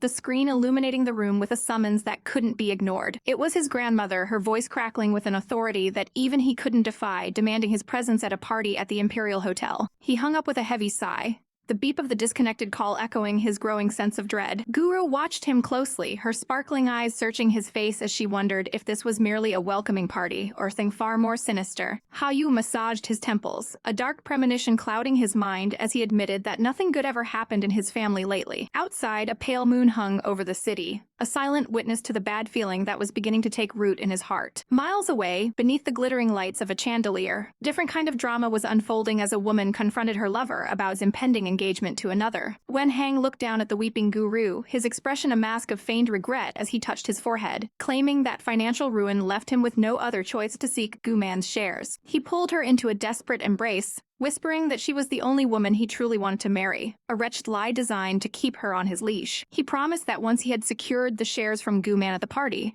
they would be together forever, and Guru, blinded by her own desperation, chose to believe him. The scene shifted back to the cold reality of the night, where eyes full of hidden intent watched the pieces move across the board. Gu Man woke in her apartment to the harsh ringing of her pink phone, her heart hammering against her ribs as she fumbled for the device. Her voice was thick with sleep as she answered, only to find the wretched Wen Hang on the other end, his tone possessive and demanding. When he dared to call her his fiancée, she snapped back that their engagement was over, but dismissively told to meet him at the hotel to talk, his arrogance knowing no bounds. She threw the phone onto the bed in a fit of pique, her hands trembling as she realized she still had to face the man who had shattered her heart. As she prepared to leave, she caught sight of Haou in the hallway, his presence as intimidating and godlike as ever, and her face flushed crimson as she remembered they were living under the same roof. She tried to play it cool, claiming she was just getting a glass of water, but her wide eyes betrayed her nervousness. Seeing him struggle with his tie, she impulsively stepped forward, her heart pounding as she offered to help him, the proximity between them turning the air thick and electric. For a moment, time seemed to stand still as she adjusted the silk fabric, her fingers brushing against his chest in a way that made her breath hitch. Later that evening, she arrived at the Imperial Hotel, her silhouette elegant against the night sky as she stepped out of a car, determined to end things with Wen Hang once and for all. Nearby, Haou stepped out of his own vehicle, his gaze piercing the darkness as he straightened his suit, looking like a tyrant ready to reclaim his throne. Gu Man entered the grand ballroom, the sparkling chandeliers and the hum of high society doing little to ease the suffocating pressure in her chest. Her golden eyes scanned the room, unaware that the climax of her nightmare was only moments away. Suddenly, a hand clamped onto her wrist like a vice, and she spun around to find Wen Hang looking at her with a mixture of desperation and fury. He demanded to know why she was so eager to break their engagement, trying to weaponize their 7 years of history against her. Gu Man's voice didn't waver as she threw his betrayal back in his face, reminding him that he had cheated after only 7 days of knowing his secret lover. Haou watched the confrontation from the shadows, his expression unreadable as Wen Hang's face twisted into a sinister smirk. The trash of a man claimed that Gu Man had changed, that she was no longer the gentle girl he once knew, but she countered that he was the one who had been living a lie. She declared their engagement officially dead, her voice ringing with a newfound strength that should have ended the matter. But Wen Hang's eyes gleamed with a murderous aura as he whispered that it was already too late. On the stage, the grandmother took the microphone, her voice booming through the hall as she welcomed the guests to a night of two celebrations. First, she introduced her grandson Haou, who stood before the crowd with a cold, statuesque grace that commanded absolute silence. Then, with a chilling smile, she announced the second piece of news: the formal engagement party of Wen Hang and Gu Man. The room erupted in murmurs as Gu Man froze, her world spinning as she realized she had been walked straight into a trap. Wen Hang grabbed her again, his grip bruising as he tried to force her to play along with the charade. The grandmother beamed, apologizing for the suddenness, but insisting that the wedding preparations would begin immediately. Gu Man struggled to find her voice, her eyes wide with terror, until a sudden force intervened. Stepped forward, his hand like iron as he grabbed Wen Hang's arm, his voice a low, dangerous growl as he asked the wretched man if he had failed to hear her refusal. The tension in the room snapped as the tyrant finally made his move, his golden eyes flashing with a protective fire that promised a storm was coming. The air in the grand hall was thick with the scent of expensive perfume and the suffocating pressure of a family reunion that felt more like a battlefield. Gu Man stood there, her heart a steady drum against her ribs, as she was introduced to the man who was supposed to be her future, a man whose very presence now made her skin crawl. But as the engagement rings were brought forth, cold and glittering like a trap in the light, she felt a wave of cold rasage over her. The rings were a mockery of a love that never existed, and she watched with a detached disdain as they were prepared for the ceremony. When the ring was forced toward her hand, she didn't feel the joy of a bride-to-be. Instead, she looked at Wen Hang with eyes that promised a storm, refusing to give in to this farce a moment longer. He leaned in, his voice a low, dangerous hiss, warning her that great-grandmother was fragile and she shouldn't dare to cause a scene that might break the old woman's heart. A small, cold smile touched Gu Man's lips. Did he really think his pathetic threats could silence her after everything he had done? With a sharp, sudden clap that echoed through the silent room like a gunshot, she commanded the attention of every socialite and snake in the room. She stood tall, her presence radiating a power that made the onlookers whisper in shock, as she declared to everyone present that her engagement had been dead for a long time. The room erupted in gasps, the scandal of it all hanging in the air like thick smoke. Wen Hang, desperate to save his fragile pride, snarled that she was only saying this because she was having a scandalous affair with his own uncle, the formidable and statuesque Wen Haou. Gu Man didn't flinch. She met his gaze with a look of pure, unadulterated disdain, demanding he tell the real reason they were through if he had any scrap of dignity left. The truth was a poison she was finally ready to release, and she watched the color drain from his face as she prepared to tell the room exactly what she had caught him doing. He hadn't just cheated. He had crawled into bed with her own half-sister, a betrayal so wretched it made the guests reel in collective horror. Great-grandmother's face paled, her hand clutching her chest as the weight of the family's public shame hit her like a physical blow. Wen Hang, driven by a coward's blind rage, raised his hand to strike the woman who dared to expose his filth to the world. But before he could land a blow, a hand like iron clamped onto his wrist, stopping him dead in his tracks with bone-crushing force. Haou stood there, his murderous aura filling the room and making the air itself feel thin, his eyes colder than the depths of an Arctic abyss as he looked down at his pathetic nephew.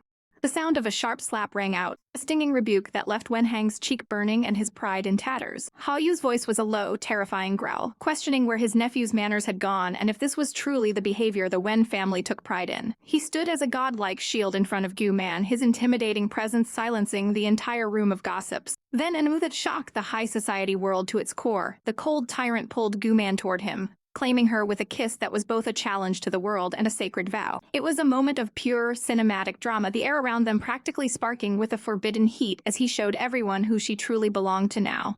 As they pulled apart, Haou looked at his nephew with a smirk that was void of any human warmth, telling him that from now on, he should address his former fiancée with the respect she deserved as his auntie. The absurdity of the situation Wen Hang's head spin, his mind unable to process the total loss of his status and his woman. The shock was too much for the family matriarch. Great-grandmother collapsed into the arms of the staff, her body going limp as the room descended into frantic chaos. The scene shifted to the sterile, cold halls of the hospital, where the silence was even more oppressive than the party had been. Haou and Gu Man stood by the bedside, the weight of the family's future resting on their shoulders as they watched the old woman breathe. Great-grandmother looked up with tired, disappointed eyes, whispering that while she liked Gu Man, she could never accept this taboo union that turned the family tree into a tangled mess. Gu Man felt a pang of guilt but stood her ground, her voice trembling slightly as she confessed that her feelings for Haou were real, even if they were born from the ashes of a betrayal. She pleaded for the old woman's understanding, her eyes sparkling with unshed tears and a newfound determination. Haou stepped forward, his hand resting protectively on Gu Man's shoulder, promising to take care of her with devotion that was both doting and dangerously possessive. But the old woman's fury was not so easily quenched. She screamed that she would never accept a granddaughter-in-law becoming a daughter-in-law, the scandal far too great for the Wen family to bear. She ordered them out of her sight, her voice cracking with the effort of her maternal rage. As they left the room, they passed the wretched pair Wen Hang and his mistress, who lurked in the hospital shadows like vultures waiting for a carcass. Gu-man didn't give them the satisfaction of a single glance, her heart already hardened against their pathetic attempts at manipulation. Behind them, great-grandmother was left alone with her loyal servant Zhang, her mind wandering to the past, and the happiness Haoyu's father would have felt to see his son finally find someone he was willing to burn the world for. Later, in the dim, flickering light of the hospital stairwell, the tension between Gu-man and Haoyu reached a breaking point. She apologized for the mess she had dragged him into, her face flushed with the lingering memory of their public display. But Haoyu didn't want apologies. He wanted to know if the words she spoke in the hospital room were more than just a performance. He pinned her against the cold wall, his proximity suffocatingly close, as he asked if she truly meant what she had said to his grandmother. Her heart hammered against her ribs, her breath hitching as his intense gaze pierced her very soul. They were interrupted by the arrival of Wen Hang and the sister, the trash ex-fiancés trying to claw back some semblance of power through insults. He mocked them, his voice dripping with venom as he accused Gu-man of using his uncle as nothing more than a tool for her revenge plot. The sound of a punch connecting with flesh echoed in the stairwell as Haoyu finally lost his patience, sending Wen Hang crashing to the floor in a heap. He stood over the bleeding man, a true tyrant in his element, warning him never to forget the less of power the Wen family had taught him. Gu-man leaned in for the final blow, her voice sweet but deadly as she told Wen Hang to just wait for their wedding invitation. He would have to give her, his new auntie, a toast after all. She walked away with Haoyu, leaving her past behind in the shadows of the hospital floor without a single regret. Left alone, Wen Hang's true, wretched colors bled out. He turned his rage on the trembling woman beside him, calling her useless and throwing her away like a broken toy now that she served no purpose. He was a man possessed by his own failure, his mind already spinning a new, desperate web of deceit. He punched the wall in a fit of impotent fury before his phone rang, a mysterious contact on the other end calling for an update. As he spoke into the line, his voice was desperate and high-pitched, demanding to know why his plan to get his shares back hadn't worked as promised. Far away, a mysterious sat in the dark of a high-rise office, their long hair cascading as they looked out at the city lights with a chilling, godlike patience, telling the puppet on the phone to simply wait for the long game to unfold. The hunt was far from over, and the shadows were only getting longer. The night air was thick with a heavy, suffocating silence as Ru Huai and Wen Hang walked through the shadows of the hospital courtyard. Every step felt like a march toward an execution, and she desperately to bridge the icy distance between them by apologizing for her earlier behavior. But Wen Hang wasn't looking for apologies. He turned his piercing, godlike gaze toward her and demanded to know if she was simply using him as a pawn in her games. Her heart hammered against her ribs as she shamelessly weaponized her own admiration, asking how she could possibly not like someone as young, wealthy, and breathtakingly handsome as him. The atmosphere shifted instantly, a dangerous electricity crackling between them as he leaned in, his intoxicating aura trapping her against the wall. He didn't want a simple confession. He wanted an alliance that would crush their enemies and ensure she was treated with the respect of a queen. "Marry me," he commanded, his voice a low, velvety rumble that sent shivers down her spine. It was a shocking proposal, a fake marriage designed to thwart his grandmother's meddling. Yet Ru Huai saw it for what it truly was, a goldit to the revenge she so craved. She agreed, her eyes sparkling with a mix of ambition and fear as he leaned down to seal their pact with a touch that felt far too real for a mere contract. But even as she smiled, a cold dread pooled in her stomach. She couldn't shake the feeling that she was being lured into a trap far more complex than she could imagine. Days later, the weight of their secret bond followed her into his office as she delivered his coffee, her cheeks flushing under his intense, predatory gaze. He was relentless, insisting they practice their roles as a doting couple so that no one, especially not his grandmother, would suspect their beautiful lie. Flustered and overwhelmed by his proximity, she fled the room, her heart racing as she tried to regain her composure. In her haste, she collided with a stranger in the hallway, a man with long, ethereal hair and eyes that held a disturbing, calculated glint. He called her pretty, his voice dripping with a honeyed poison that made her skin crawl,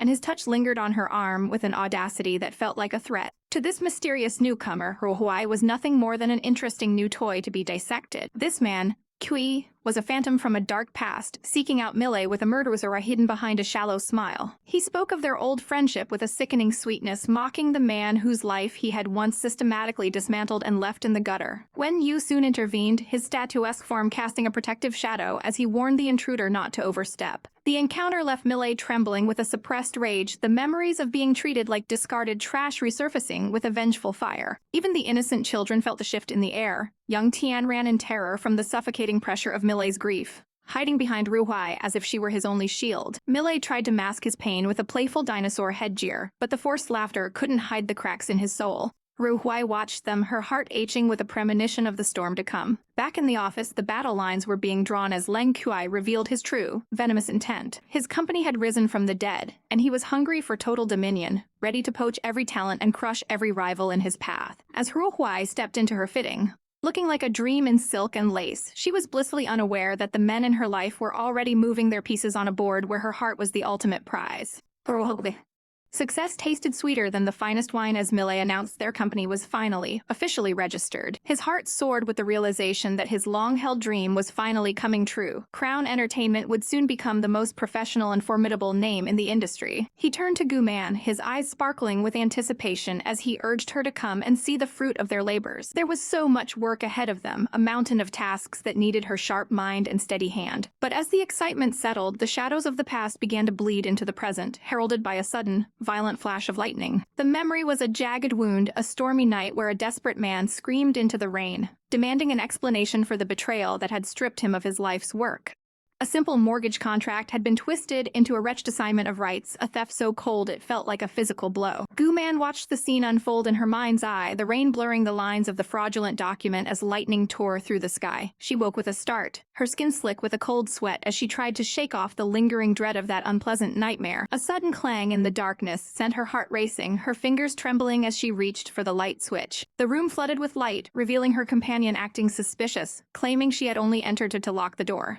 But then, a deafening boom of thunder shook the house, and all pretenses vanished. Gu Man realized with a start that the poor girl was absolutely paralyzed with fear. Despite her stuttered denials, the tears pooling in her eyes told a much more honest story of terror. Seeing her so broken, Gu Man couldn't find in her heart to be annoyed, especially when the girl begged to stay just a little longer, desperate for the comfort of another soul. As the storm raged outside, the atmosphere in the room shifted, becoming heavy with shared secrets and unspoken vulnerabilities. Another roar of thunder sent Gu Man herself seeking refuge, her body instinctively seeking the presence of the man she relied on. The lightning outside was a mirror to the chaos in her heart as she let out a cry of distress. The sky was torn apart by brilliant, terrifying streaks of white. She clung to him, her hands finding purchase on his shoulders as if he were the only solid thing in a world turned to water and noise. It was a moment of raw honesty, far removed from the sparkling facade she wore for the world. Even as the world outside screamed, a strange, shimmering resolve began to take root in her gaze. He noted that he couldn't even stand up with her arms wrapped so tightly around his neck, a gesture of desperation that made his heart skip a beat. They sat together on the edge of the bed, the silence between them filled with the fading echoes of her panic. In the quiet, she finally confessed her deepest pain. Her mother had passed away on a night just like this, leaving her with a scar that throbbed whenever the sky black. To her surprise, the man didn't mock her. Instead, he confessed that even he, with all his perceived strength, felt a chill of fear when the thunder rolled. It was a humiliating admission for a man of his stature,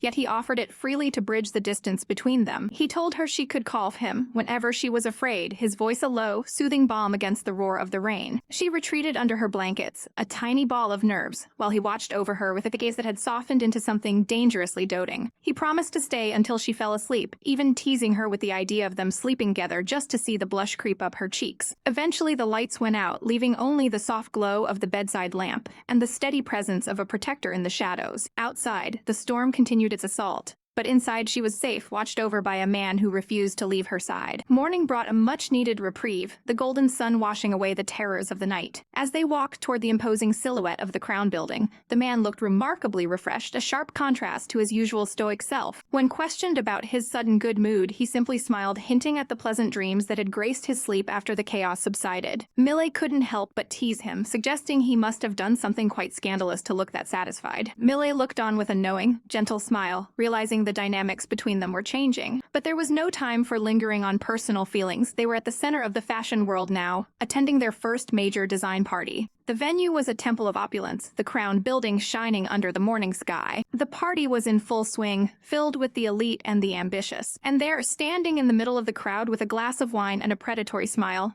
was Wen Haou. The very man from her nightmare was now a director at a rival company, his presence a chilling reminder of the battles to come. He approached them with a smooth, practiced welcome, his eyes lingering on Gu Man with an intensity that felt like a challenge. She met his gaze with a polite smile that didn't reach her eyes, masking her disgust as she exchanged pleasantries with the man who had built his success on theft. His cold smile didn't reach his calculating eyes, betraying the serpent hidden within. The air between them was thick with a murderous aura, hidden beneath the thin veil of social etiquette. But Gu Man wasn't alone. Her team stood behind her, a united front against the snake in the grass. Behind the scenes, the pressure was mounting as they prepared for their grand entrance. Her heart pounded, not with fear this time, but with the fire of ambition. The man stepped behind her, his large hands steady as he helped her adjust her dress, his proximity sending a different kind of shiver down her spine. He told her not to be nervous, to simply show the world the brilliance he already saw in her. With one last look in the mirror, Gu Man steeled her resolve. She would secure the resources their company needed, no matter what obstacles Wen Haou threw in her way. She was no longer the girl trembling in the dark, she was a woman ready to take back everything that had been stolen. The air was thick with the scent of expensive perfume and the electric hum of hidden agendas. The models from vast entertainment prepared to take the stage. Every corner of the grand hall glittered, yet the sparkle of the chandeliers couldn't hide the predatory gazes of the high society elite gathered for the show. Yu stood amidst the crowd, a statue of cold perfection, his presence alone enough to command the room while Millet stayed by his side, sensing the rising storm. From the shadows, Wen Haou watched them with a serpentine grin, swirling his wine as if he already held the strings to everyone's fate. The lights dimmed, and the runway became a battlefield of silk and lace as the models began their walk, each step a calculated move in a high-stakes game of reputation. Yu's gaze remained fixed, his expression unreadable even as the industry's most powerful men whispered about the talent on display. As the final walk concluded, the hall erupted in a cacophony of applause and flashing cameras, the blinding lights momentarily masking the tension brewing on the floor. But the peace was shattered when Wen Haou approached Yu, his voice a low, dangerous purr as he mentioned a special gift he had prepared for the evening. He gestured toward the stage with a mock-polite flourish, his eyes gleaming with a malicious intent that made Yu's blood run cold. Yu tried to move past, but Wen Haou blocked his path, insisting that someone very important was waiting to see him. That was when Sophia appeared, her presence like a sudden frost that chilled the room as she greeted Yu with a familiarity that felt like a slap to Gu Man. Sophia didn't just walk, she invaded, bumping into Gu Man with a childish arrogance before turning her back on her entirely. She looked at Gu Man and Shasha with sheer disdain, wondering aloud why such noties were even allowed at a crown entertainment event. Sophia then shamelessly threw herself into Yu's arms, her voice a sugary whine as she begged for his attention, though Yu's only response was a sharp command to let him go. Gu Man watched the pathetic display, her golden eyes burning with a silent, murderous aura as she realized just how much Sophia looked down on her. The standoff was suffocating, the surrounding guests whispering as the two rival groups faced off under the brilliant lights. When Sophia dismissed her as a mere unknown model, Gu Man didn't flinch. Instead, she wore her anonymity like a mask of cold iron. The ballroom seemed to grow larger, the distance between the players stretching as Millet prepared to drop a truth that would shatter Sophia's pride. He pulled out his phone with a triumphant smirk, showing the screen to anyone who dared to doubt his muse. The evidence was undeniable. Gu Man was the Triple Crown winner of the most prestigious contests in the industry, a legend Sophia couldn't hope to touch. Millet relished the look of horror on Sophia's face, taunting her for being so out of touch that she didn't even recognize her own predecessor. Sophia tried to maintain her dignity as she beat a hasty retreat, promising Yu she would see him tomorrow as if they shared a deep secret. Gu Man turned to Yu, her voice calm but her heart heavy as she asked him directly if he truly knew that woman. Before Yu could answer, Wen Haou's voice cut through the air like a knife, dripping with a satisfaction that promised total destruction. He revealed the final, crushing truth.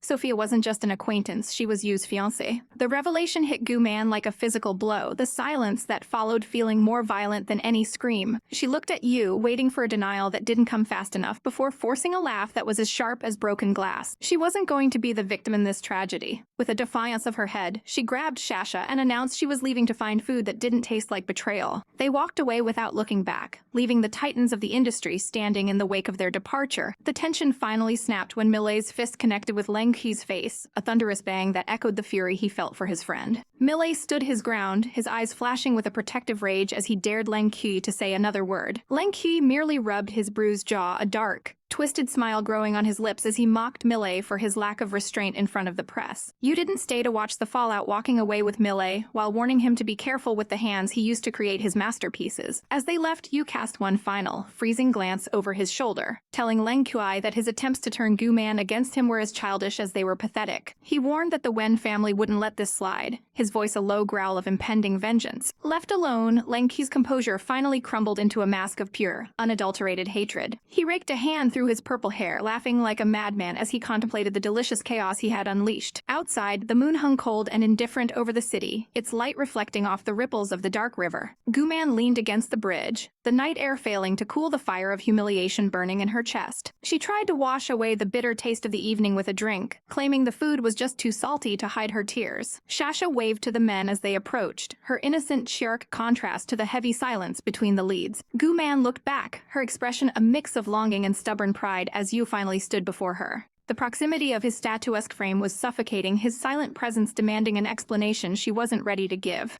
She gave a haughty huff, turning her face away to hide the blush of frustration on her cheeks. Sensing the thick atmosphere, Millet suddenly decided he was starving for milk tea and grabbed Shasha's hand. Despite her confused protests, he dragged the poor girl away, leaving Yu and Gu Man alone under the starlight to finally face the ghosts of their past. Miss Ill.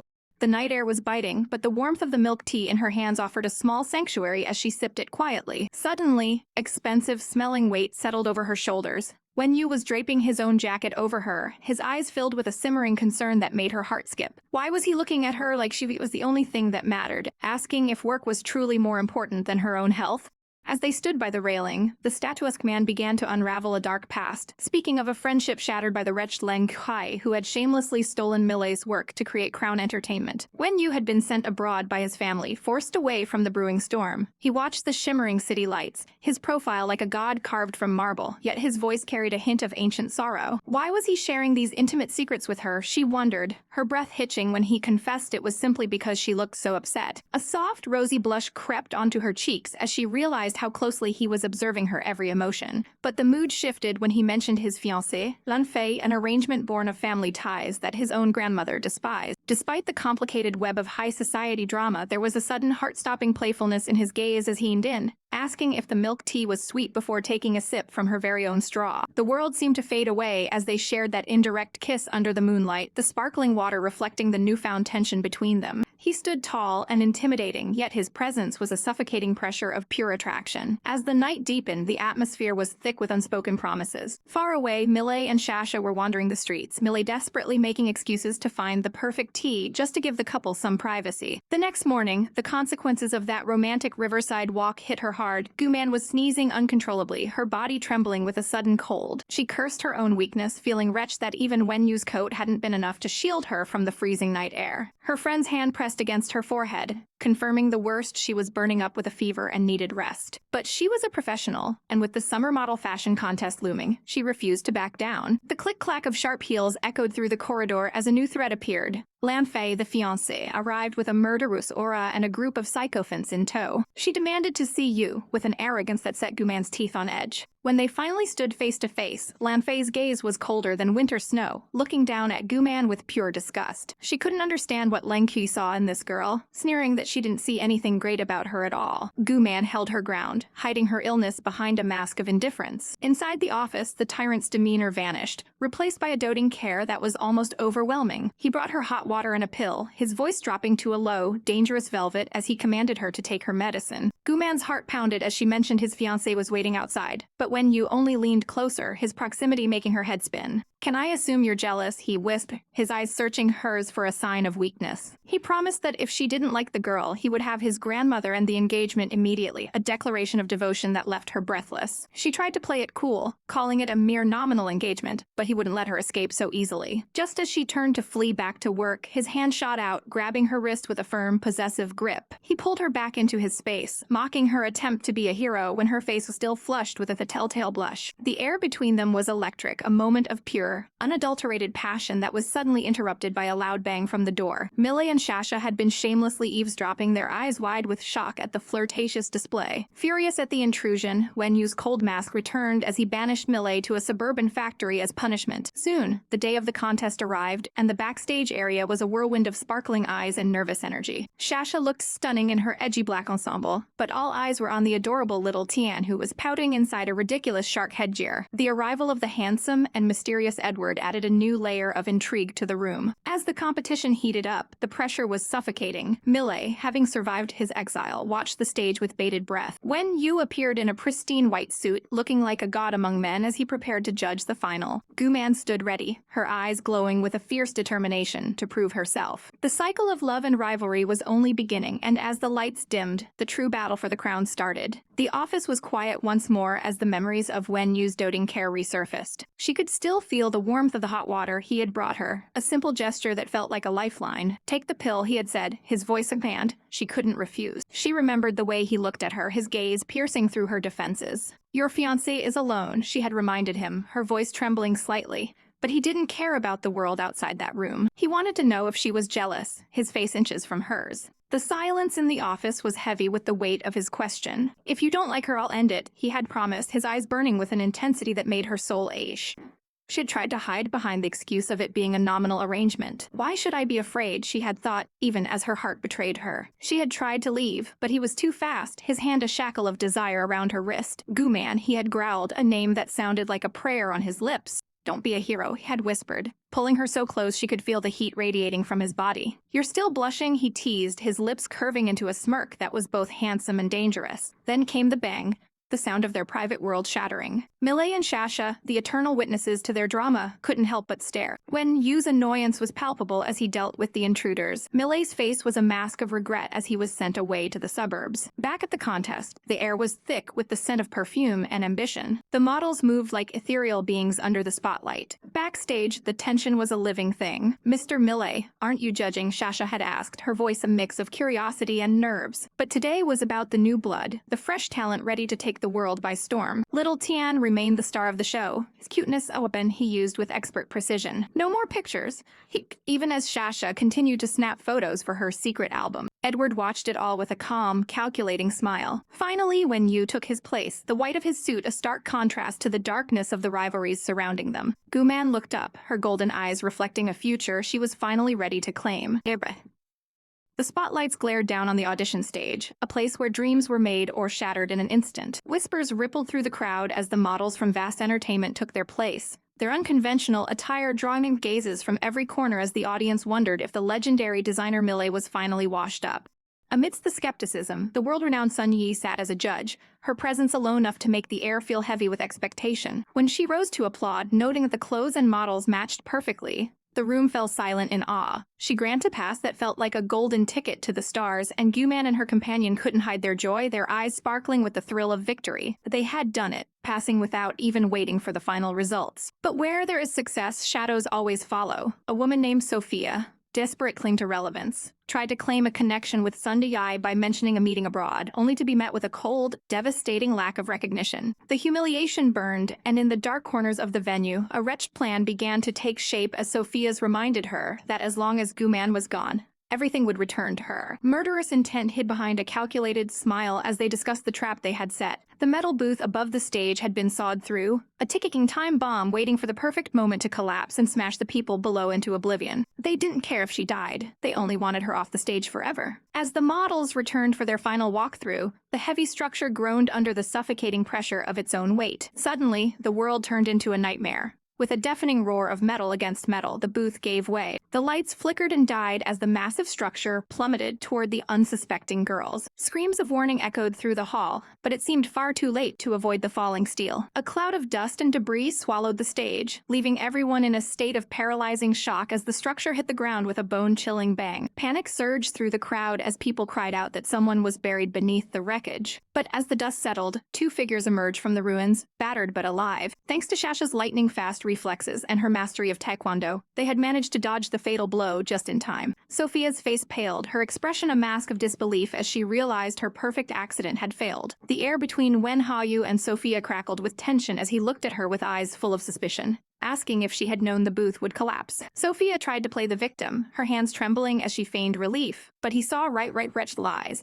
He reminded her of the gardener's daughter who had been crippled after a similar incident, his voice dripping with cold disgust as he realized how much she had changed. If she ever dared to touch Gu-man again, there would be no forgiveness, only the wrath of a man who had finally seen her true colors. Driven by a twisted obsession, Sophia refused to let go, declaring to her accomplice that Yu belonged to her and her alone. Meanwhile, a broken and desperate Wen Hang intercepted Gu-man outside, his eyes bloodshot and his mind unraveling. He begged for one last ride, feigning a breakthrough of conscience as he apologized for the years of betrayal and the bankruptcy of his company. He tried to lure her back with memories of their first meeting 7 years ago, a time of innocent love under blooming cherry blossoms. But the nostalgia was a mask for madness. As the car roared to life, Wen Hang's foot slammed onto the accelerator, the vehicle hurtling forward at a terrifying speed. Gu-man's heart hammered against her ribs as she realized the man beside her was no longer sane, screaming at him to slow down as he declared they would be together forever. The scream caught in her throat as the world outside the window blurred into a streak of impending doom, leaving her fate hanging by a single, fragile thread. The sun glinted off the steel towers of the city, a cold witness to the tragedy unfolding on the asphalt below. A black car swerved violently, the screech of tires tearing through the air like a desperate scream before the inevitable impact. The world erupted in a cacophony of shattering glass and twisted metal, a violent bang that signaled the end of peace. Panic surged through the streets as onlookers cried out for help, their voices a blur of terror against the rising smoke. Amidst the chaos, a life hung by a thread, rushed in the sterile confinement of an ambulance. At the hospital, the air was heavy with the scent of antiseptic and dread as the operating room sign glowed like a grim omen. Wen Haou sat in the hallway, his statuesque frame tense, his usually cold eyes shadowed by a rare, suffocating anxiety. When his companions arrived, their faces with frantic worry, he could only offer the hollow news that the woman he cared for was still fighting for her life behind those closed doors. His gaze was distant, a murderous aura flickering beneath his calm facade as he revealed that another was also being treated. Lan Fei, the woman whose fate seemed cursed to entwine with theirs. The wait was an agonizing eternity, but finally, the doctor emerged, his voice a beacon of hope in the darkness. She was out of danger, saved only by her own quick thinking and the seatbelt that had kept her from the abyss. A wave of relief washed over the group, but it was short-lived. A new figure appeared, his presence a jarring reminder of the complicated web they were all trapped in. He brought news that Lan Fei had awakened, but the trauma had fractured her mind, leaving her with no memories of anyone but Haou. Despite the desperate pleas of her family, Haoyu's heart remained like ice. He refused to be a puppet in their drama. However, Zhengxian, Fei's father, was not a man easily deterred, shamelessly using their shared history to guilt-trip the stoic man. He clung to Haou like a drowning man, lamenting their long separation and the changes time had wrought. It was an absurd, suffocating display of affection that Haou found utterly repulsive, yet he couldn't simply shake off the weight of past obligations. The older man prattled on about their childhood and the favors owed to the Wen family, his eyes brimming with manipulative tears. He begged Haou to see his daughter, claiming she was terrified and refusing all treatment without him by her side. The tragedy of a lost memory was a powerful weapon, and Haou knew he was being cornered. Meanwhile, in another room, Gu-man finally opened her eyes to the soft light of recovery, her friends hovering over her with tearful smiles. But her first thought wasn't of her own safety. She asked after the man who had nearly been her undoing, Wen Hang. Her friends were aghast, unable to comprehend why she still cared for such a wretched man who lay in a deep coma. The atmosphere turned bitter as they revealed the truth of Haou's absence. He was in the VIP ward, tending to the amnesiac Lan Fei. In that sterile room, Fei was a whirlwind of manufactured terror, screaming at the staff until Haou appeared. The moment she saw him, her act shifted to one of fragile innocence, clinging to his sleeve as if he were her only anchor in a sea of strangers. She weaponized her vulnerability, weeping that she was scared and refusing the medicine so desperately needed. Haou's expression remained unreadable, a mask of duty as he informed her he had to leave. But the trap was fully set when Lan Zhengxian invoked a life-saving favor from the past, leaving Haou no choice but to agree to help Fei recover her memories. It was a cold transaction, a debt paid in time and presence, much to the delight of those watching from the shadows. When the moon rose over the city, Haou returned to the quiet of his home, his heart heavy with the secret of his new burden. To his surprise, Gu-man was there, having discharged herself early to wait for him. She had prepared a simple meal of ramen, a humble offering of warmth after a day of clinical coldness. As they sat together, the silence was thick with unspoken words. Haou finally broke the peace, his voice solemn as he explained the debt he must pay to the Lan family. He warned her that he would be busy, that he wouldn't be able to protect her or care for her in the coming days. Guman's heart sank, but she forced a brave smile, insisting she was an adult who could handle herself. The ramen was delicious, a small comfort in a world that was rapidly becoming hostile again. But the storm was already brewing elsewhere. At Starlight Entertainment, the air was electric with rumors of a hostile takeover by Crown Entertainment. The employees were in a panic, fearing for their futures as the company's life's work was auctioned off. Guman arrived at the office, her eyes burning with a new resolve, ready to confront the traitorous Gu Hohuai. The office was a battlefield, and Ruhuai sat behind the desk with a smug, wretched grin. Reveling in the power she had seized while Wen Hang lay helpless, Guman slammed her hands onto the desk, her voice trembling with a mix of fury and desperation as she demanded to know how her rival could sell everything they had built. Ruhuai only laughed, her gaze piercing and cruel, taunting Guman with her lack of standing and her foolish heart. The war had only just begun, and the stakes were higher than ever. The air in the boardroom was suffocating as the wretched Gu Huai delivered the final blow, her voice dripping with artificial sweetness as she announced that every member of the board had signed away Starlight Entertainment to their rivals. She tossed the legal documents aside with a callous flick of her wrist, the papers fluttering like dying white birds through the stagnant air of the office. But Guman wouldn't let her legacy burn so easily. Her eyes ignited with a sharp, murderous aura as she swore to herself that no matter the cost, she would never allow this betrayal to reach its conclusion. Even as the sun beat down on the sleek exterior of the company building, the internal atmosphere remained frozen in a state of war. Guman buried herself in a mountain of paperwork, her expression a mask of stoic determination, while her assistant, Shasha, approached with a cup of coffee and a look of deep concern. Shasha pleaded with her not to exert herself, reminding her that she was technically under medical observation, but Guman's heart was too heavy for rest. She insisted she was fine, her mind drifting to the painful history of the company she had founded alongside Wen Hang, a man who had been a brilliant boss but a treacherous, cheating boyfriend who now lay in a silent coma.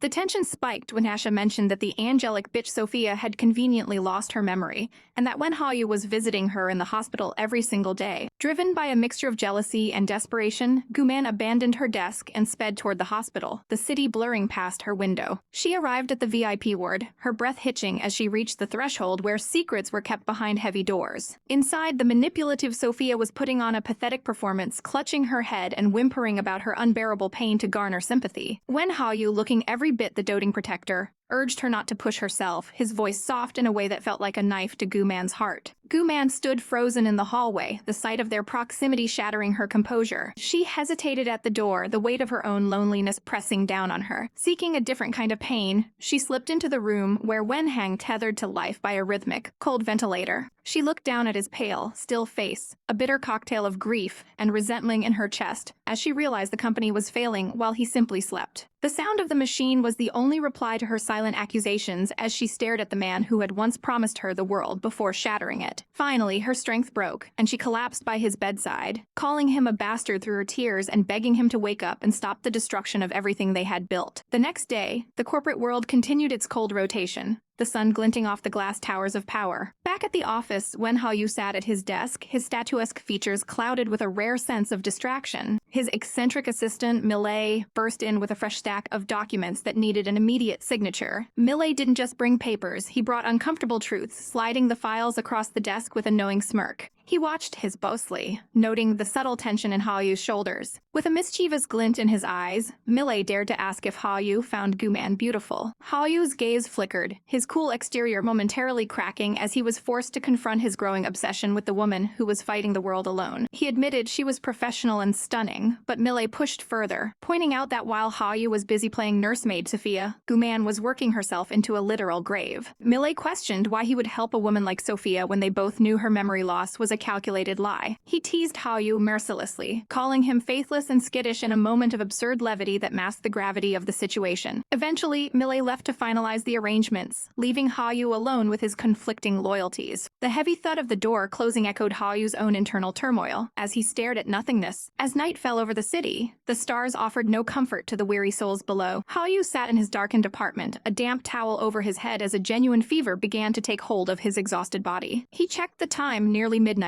and his thoughts immediately raced to Guman. wondering if she was still trapped behind her desk. He stared at his phone, a plan forming in his delirious mind to weaponize his vulnerability. The phone rang in the silent, darkened office where Gu-man was still buried under a mountain of work. She looked exhausted, her eyes strained from hours of reading fine print. When she answered, Haou's voice came through sounding weak and pathetic, shamelessly claiming he had a high fever and no medicine. Gu-man's maternal instincts flared instantly. She forgot her anger and asked if it was serious, her voice laced with genuine panic. Haou smirked to himself as he hung up, his cheeks flushing not just from the fever, but from the thrill of his own deception. He called himself a liar, yet he couldn't wait for her to arrive. Under the moonlit sky, the city felt quiet and expectant. Gu-man rushed to his side, bursting through the door with bags of medicine and a heart full of worry. She found him sprawling on the sofa, looking perfectly tragic and handsome in his weakness. As she prepared to nurse him, Haou began to explain that his attention toward Sophia was merely a debt of honor to the Lan family. But his words were cut short by his own physical longing. Gu-man tried to shush him, convinced he was just rambling from the heat. Suddenly, he reached out and pulled her into his arms, the strength of his grip betraying his supposed illness. He held her tightly against his chest, murmuring that he didn't feel well and needed her to stay just like this. They remained locked together on the small sofa, the world outside ceasing to exist. The moon climbed higher in the sky, witnessing the quiet intimacy of two enemies finding a temporary peace. A gentle breeze stirred the curtains, the silence of the night wrapping around them like a protective shroud. Eventually, they both drifted into a deep sleep, their bodies entangled in a rare moment of genuine connection. Haou eventually stirred and carried the sleeping Gu-man to his bed, his movements careful and reverent. The starlight filtered through the window as he watched her sleep. He tucked her in with a tenderness he rarely showed the world. He studied her peaceful face, noting how the stress of the company seemed to vanish in her dreams. He whispered that she must be so tired, his heart aching for the burdens she carried. He knew he just needed a little more time to set his trap and protect her from the vultures circling her legacy. But the next morning, the vultures were already in motion at Crown Entertainment. The treacherous Gu-hai arrived for a secret meeting with the intimidating Mr. Leng, her smile wide and predatory. She flirted shamelessly, handing over the financial records of Starlight and feeling a sort of triumph at the thought of Gu-man's impending ruin. As she left, she checked her phone, a dark ambition burning in her eyes as she vowed to steal every last ally and protector Gu-man had left. For Anne. The sun cast long clinical shadows across the towering facade of the hospital, a place where secrets were buried deep within the walls of the exclusive VIP ward. Inside, the atmosphere was thick with a suffocating tension as Yu sat by the bedside, his movements precise and cold as he fed the one before him. Sophia looked up at him with wide, shimmering eyes, offering a soft word of thanks that did nothing to melt the ice in his gaze. He wanted to know if she truly couldn't remember a single thing, his voice a low, dangerous rumble. Sophia's heart hammered against her ribs as she feigned a fragile confusion, claiming that despite her best efforts, the past remained a dark void. But Yu wasn't a man to be trifled with. He flatly informed her that the prestigious Wen family had no room for a useless bride who lacked even her own memories. Such a woman would only drag them down into the mud. Desperate, Sophia scrambled to weaponize her supposed innocence, insisting that she remembered her status as the Lan family's daughter and her talent as an excellent designer. The air in the room turned frigid as Yu stood, his eyes piercing through her pathetic act. He knew she had been playing this part for days, and he was losing his patience with wretched lies. As she clutched her head, crying out in simulated agony, he didn't offer comfort. He only told her to stop pushing her luck. When he turned to leave, Sophia's facade shattered completely. She lunged forward, her hands trembling as she grabbed his sleeve, begging him not to abandon her. The truth poured out in a frantic, shameful confession. She hadn't lost her memory at all. She was just so hopelessly obsessed with him that she would do anything to stay by his side. But Yu's heart was a fortress of stone. He looked down at her with pure disgust, stating simply that he didn't like her, and he never would. The sound of a sharp slap through the room as he finally lost his temper, his expression one of murderous disdain. He spat out that while Gu-man was just a model, she had a spine of steel and worked harder than Sophia ever could. Without another word, he gripped the door handle and walked out, leaving her broken in the silence. As the door slammed shut, his final, crushing words lingered in the air. She simply couldn't compete. Out in the hallway, the silence was broken by the rhythmic click of his shoes on the polished tile. Waiting for him was Millet, who leaned against the wall with a knowing, slightly mocking smirk. He remarked on Yu's legendary ruthlessness, but Yu remained unfazed. He had been recording every word of Sophia's confession. He needed proof that she could no longer pretend. The debt the Wen family of the lands was finally settled, and his mind was already shifting toward Gu-man, who had been fighting her battles all alone. Millet's eyes widened in surprise. He hadn't real-hearted CEO actually cared for her. Yu merely adjusted his coat, masking his true feelings behind the excuse of protecting a valuable employee. Meanwhile, at the glittering headquarters of Starlight Entertainment, the air was thick with the scent of a corporate execution. Gu-man walked through the halls with the grace of a queen and toward a battlefield, her heels clicking a steady, defiant rhythm. Inside the conference room, the Vultures were already circling. Len Kui sat at the head of the table, a predatory smile on his face as he announced that Crown Entertainment was officially acquiring Starlight. He offered a mock blessing for the comatose Wen Hang, his eyes gleaming with the triumph of a man who thought he had already won. Gu-man sat in silence, her expression unreadable as the board members eagerly signed away the company's future. But just as the trap was about to close, she stood up, her voice cutting through the chatter like a blade. They laughed at her, telling her she was unqualified and lacked the shares to make a difference. Len Kui sneered, reminding her that Wen Hang was in no position to help and that his 42% stake wasn't enough for a veto. A cold, beautiful smile spread across Gu-man's lips as she tossed a stack of documents onto the table. What if he had 52%? The room fell into a stunned silence as she announced she was transferring all her shares to Wen Hang, granting him absolute veto power. The other woman in the room shrieked in fury, accusing Gu-man of driving the company into bankruptcy, but Gu-man only looked at her with pity. She knew exactly who the real traitors were. Suddenly, the doors swung open, and the sound of slow, mocking applause filled the room. Yu stepped inside, his presence radiating an intimidating, godlike authority that made the air feel thin. He walked straight to Gu-man, and in a rare display of public affection, he placed a protective hand on her head. He wasn't there as a bystander. As a member of the Wen family, he wouldn't dream of letting their property be stolen by scavengers. Len Kui's face twisted in rage, but Yu was 3 steps ahead. He produced a support plan signed by every major investor. Starlight would now be under the protection of his own empire until Wen Hang woke up. The acquisition was dead in the water. Yu reached down and firmly took Gu-man's hand, pulling her away from the wreckage of the meeting. As they left, Millie stayed behind to deliver the final blow to a devastated Len Kui, telling him he had lost everything, both Sophia and the company. Len Kui could only lean back and laugh bitterly, realizing the game had just become much more dangerous. Once they were alone in the quiet of the hallway, Gu-man's professional mask began to slip. She apologized for her lack of focus, her voice small and weary. You didn't let her finish. He reached out her arm, pulling her into a sudden, suffocatingly warm embrace. He whispered an apology of his own, regretting that he had let his fiancée fight such a brutal battle on her own. For a moment, the world outside ceased to exist as their souls seemed to connect in the silence. Gu-man's eyes filled with tears as the weight of the past few days finally crashed down on her. She had been so certain she would fail, so terrified of losing everything she had worked for. You held her tighter, his voice a soothing balm as he promised to handle everything from now on. He even managed a bit of his usual dry humor, telling her to stop crying because a top-tier model shouldn't ruin her waterproof makeup. He offered her his hand, inviting her to a celebratory dinner at the most expensive place in town. As they walked out together, the sun seemed to shine a little brighter on their hard-won victory. To escape the lingering shadows of the city, they retreated to a breathtaking beach house where the waves sparkled like diamonds under the summer sun. Shasha was practically vibrating with excitement, thrilled to finally have a moment of peace. You watched them from the doorway, looking more relaxed than he ever had in the office, urging them to drop their bags and enjoy the sea. Gu-man was still worried about the upcoming fashion contest, but Yu and Millie assured her that her designs were already perfect. Millie arrived soon after, bringing a sense of playful chaos as he teased a young boy on the beach. They weren't just there for a vacation. A commercial shoot was also on the agenda. Sha's eyes lit up when she saw a handsome newcomer named Edward approaching. Gu-man watched them from a distance, a soft smile playing on her lips as she noted how well they seemed to get along. Shasha seemed so much more confident now, and Gu-man knew it was all thanks to the new life they were building. Wanting to give them some space, Gu-man grabbed Shasha and led her toward the crashing waves. They laughed and splashed in the crystal-clear water, their worries momentarily forgotten in the sparkling spray. On the shore, Yu and Edward watched them, their expressions unreadable as they discussed the professionalism of the models. Edward seemed completely captivated, his cheeks flushing as he struggled to find the right words. But the peaceful moment was shattered by a sudden, piercing panic. Yu and Edward's faces contorted in pure terror as they looked toward the water, their hearts stopping at a sight that left them breathless with fear.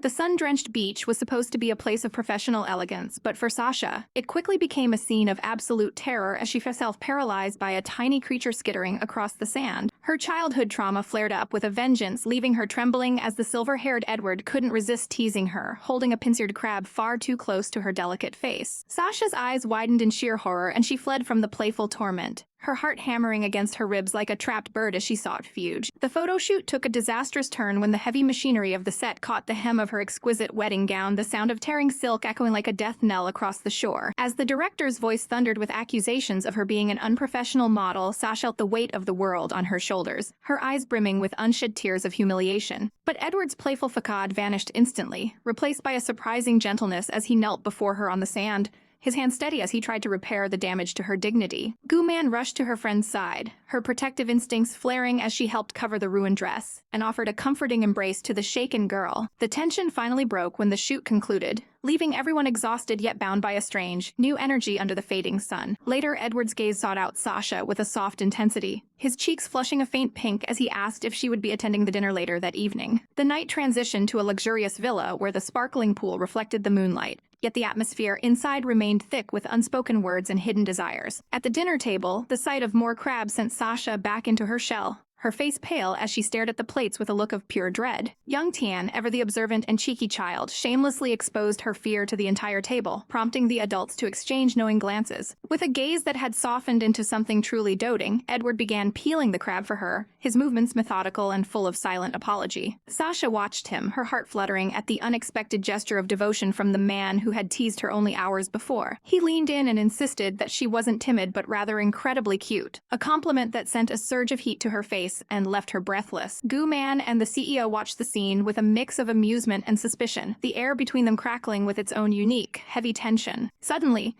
Tian declared they would play hide-and-seek, a proposal that forced Gu-man and the CEO into the suffocatingly small confines of a bedroom closet. In the darkness, the CEO's presence was overwhelming, his statuesque frame looming over her as the silence grew thick and heavy. He cornered her against the wall, his gaze piercing through the shadows as he demanded an explanation for why she hadn't told him about the business acquisition. The proximity was electric, her breath hitching as his hand slammed against the wood beside her head, trapping her in his personal space. He reminded her that they had signed a contract, his voice a low, dangerous rumble that vibrated through her very soul. When she tried to dismiss their bond as a mere fake arrangement, he leaned in even closer, his lips inchier as he whispered that she was his only fiancée now. The moment was shattered when the closet door flew open and Tian stood there with a triumphant grin, shouting that he had finally found them. Gu-man fled the room with her face burning a deep crimson, unable to meet the CEO's intense and possessive gaze. As the night deepened, the CEO retreated the balcony, his mind plagued by the suffocating pressure of his family's demands for a political marriage. A phone call from his grandmother only added to his frustration, the mention of the Land family feeling like a noose tightening around his heart. He stared out at the dark ocean, his expression a mask of cold indifference, yet his internal turmoil was reaching a breaking point. Gu-man approached him, sensing his foul mood, but he initially pushed her away, his heart guarded by years of duty and betrayal. Tian appeared once more, offering words of wisdom about the importance of telling the people you like how you truly feel. The boy's innocent belief in returning to those you love struck a chord in the CEO's frozen heart, making him reconsider everything. Realizing that Gu-man was suddenly missing from the group, a cold dread began to seep into his veins, replacing his anger. He remembered her paralyzing fear of thunder just as a jagged bolt of lightning ripped through the dark sky. The storm rolled in with a violent boom, the wind howling like a wounded beast as the CEO frantically searched every corner of the villa. He checked every empty room, his panic rising with every crash of thunder that shook the very foundations of the building. He questioned the others with a voice sharp with desperation, learning that she had split off to search on her own. The sky was a canvas of chaotic electricity, illuminating the rain that now fell in a torrential, blinding downpour. His breath caught in his throat as he looked out through a rain-streaked window and spotted a solitary figure near the shore. There, sitting on a swing amidst the lashing rain and terrifying thunder, was Gu-man, looking small and fragile against the elements. The sight of her alone in the storm, facing her greatest fear without him, shattered his cold composure entirely. He didn't care about the cold or the wet. He only cared about reaching her before the darkness swallowed her whole. His eyes burned with a mix of fury and love as he rushed toward the balcony doors, his heart screaming her name. Every step was a battle against the rising wind, his silhouette a testament to his desperation as he stared at her through the glass. She looked like a broken doll in the distance, her white dress a ghostly flicker against the blue-black night and crashing waves. He had to reach her, he had to prove that he would never abandon her to the storm, no matter the cost. The CEO's face was a portrait of raw, unfiltered agony as he pressed his hand against the glass, desperate to bridge the distance between them. He thought of Tian's words about honesty, realizing that he might have been too late to protect the only woman who mattered. The lightning flashed again, casting a ghoulish light over the scene as he finally burst through the doors into the rain. He called out to her, his voice lost in the roar of the tempest. But his eyes never wavered from her trembling form. He found himself paralyzed for a split second by the sheer beauty and tragedy of her silhouette against the storm-tossed sea. The sound of his own heart was louder than the thunder now, a frantic drumbeat of regret and newfound longing. He moved like a man possessed, ignoring the stinging rain and the wind that tried to hold him back. Gu Man finally looked up, her eyes wide and glassy, reflecting the terminal fear she felt in the face of the lightning. She was a vision of absolute vulnerability, a stark contrast to the fierce woman he usually sparred with in the boardroom. In that moment, the CEO realized that his fake fiancée had become his entire world, his reason for breathing. He reached out his hand, his fingers trembling with an emotion he could no longer suppress or deny. The storm raged on around them, but the only thing that mattered was the heat of her gaze meeting his. He promised himself that he would destroy anyone who tried to take her away from him, even his own powerful family. The reflection in the window showed a man transformed by love, his cold, tyrant-like mask discarded forever in the rain. He looked at her with a gaze that promised a lifetime of protection, a silent vow under the crying heavens. Gu Man's eyes met his, and for a heartbeat, the terrifying roar of the thunder seemed to fade into nothingness. They were two souls caught in a web of secrets, finally finding their truth in the middle of a summer storm. As the lightning illuminated her face one last time, he knew that the game was over and their real story had finally begun. Thunder roared across the darkened sky, as jagged bolts of lightning tore through the clouds like a celestial warning. Beneath the swaying palms, a young woman stood frozen, the torrential rain soaking through her thin white dress as she trembled with a fear that reached her very bones. A deafening crack echoed through the air, vibrating in her chest and shattering her fragile composure. She desperately whispered to herself that she wasn't afraid, clutching her head and squeezing her eyes shut as if she could block out the wrath of the heavens.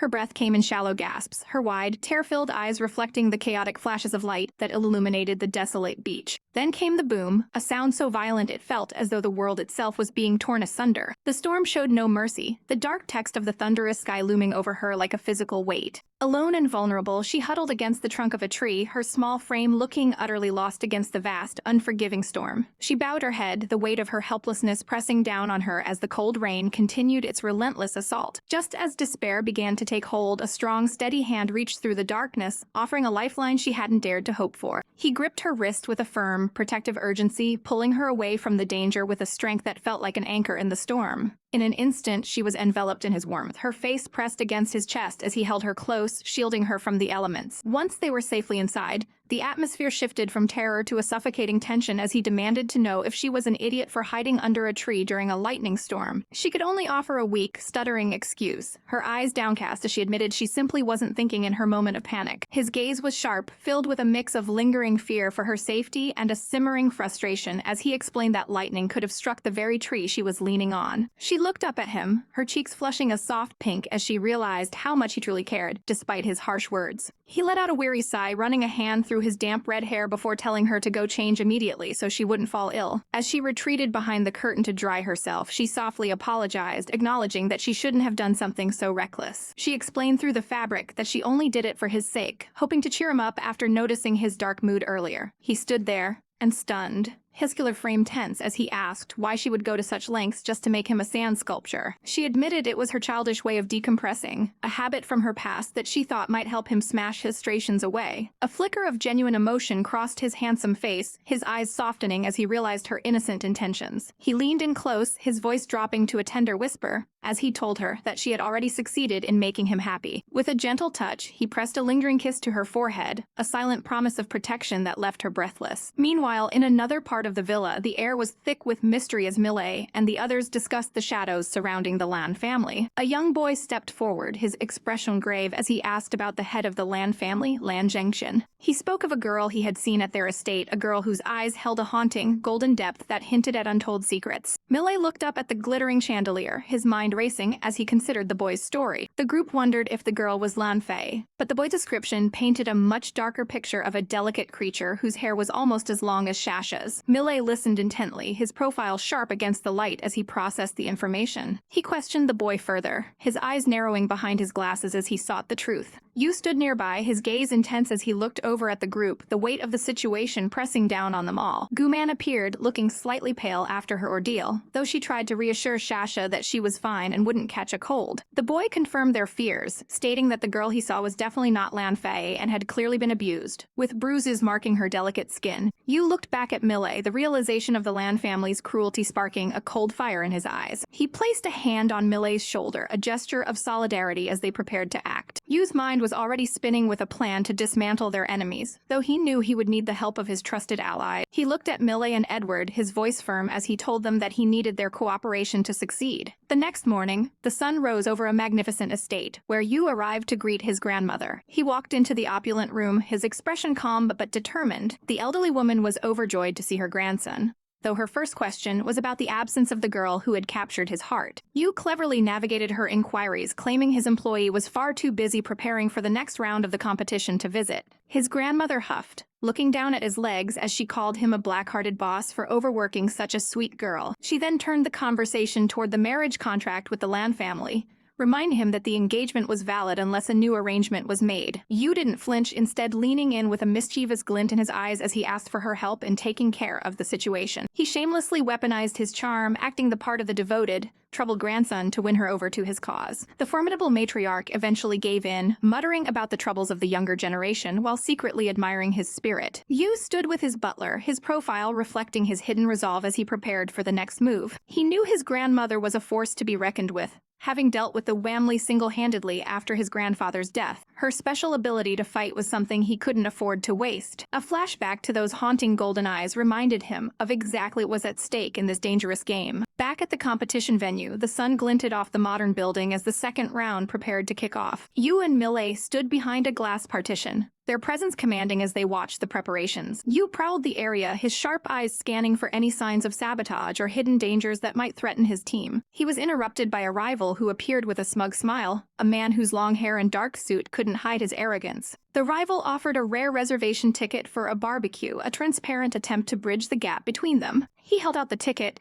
his voice smooth as he spoke of making amends. The ticket was a coveted prize, but Yu didn't even spare it a second glance. He rejected the offer with a cold, dismissive smirk, his loyalty remaining firmly with his own people as he walked away. Millet followed him, leaving the rival standing alone in his frustration. In the dressing room, the models were being transformed into ethereal beauties, draped in flowing traditional robes that shimmered under the lights. Shasha worked her magic on Guman, her hands moving with precision as she applied the final touches of makeup. When the work was done, Guman looked like a goddess descended to earth, her eyes sparkling with a newfound determination as she sat surrounded by roses. They discussed the rules of the round, knowing that their fashion sense and coordination would be tested to the limit. Guman's eyes narrowed, her focus absolute as she prepared to step onto the stage. She stood in line with the other models, her presence already overshadowing the competition. A staff member handed out number plates, stressing that they were linked to their final scores. Guman took her number 68, feeling the weight of the upcoming battle as she stood beside Shasha, who wore number 69. They shared a final,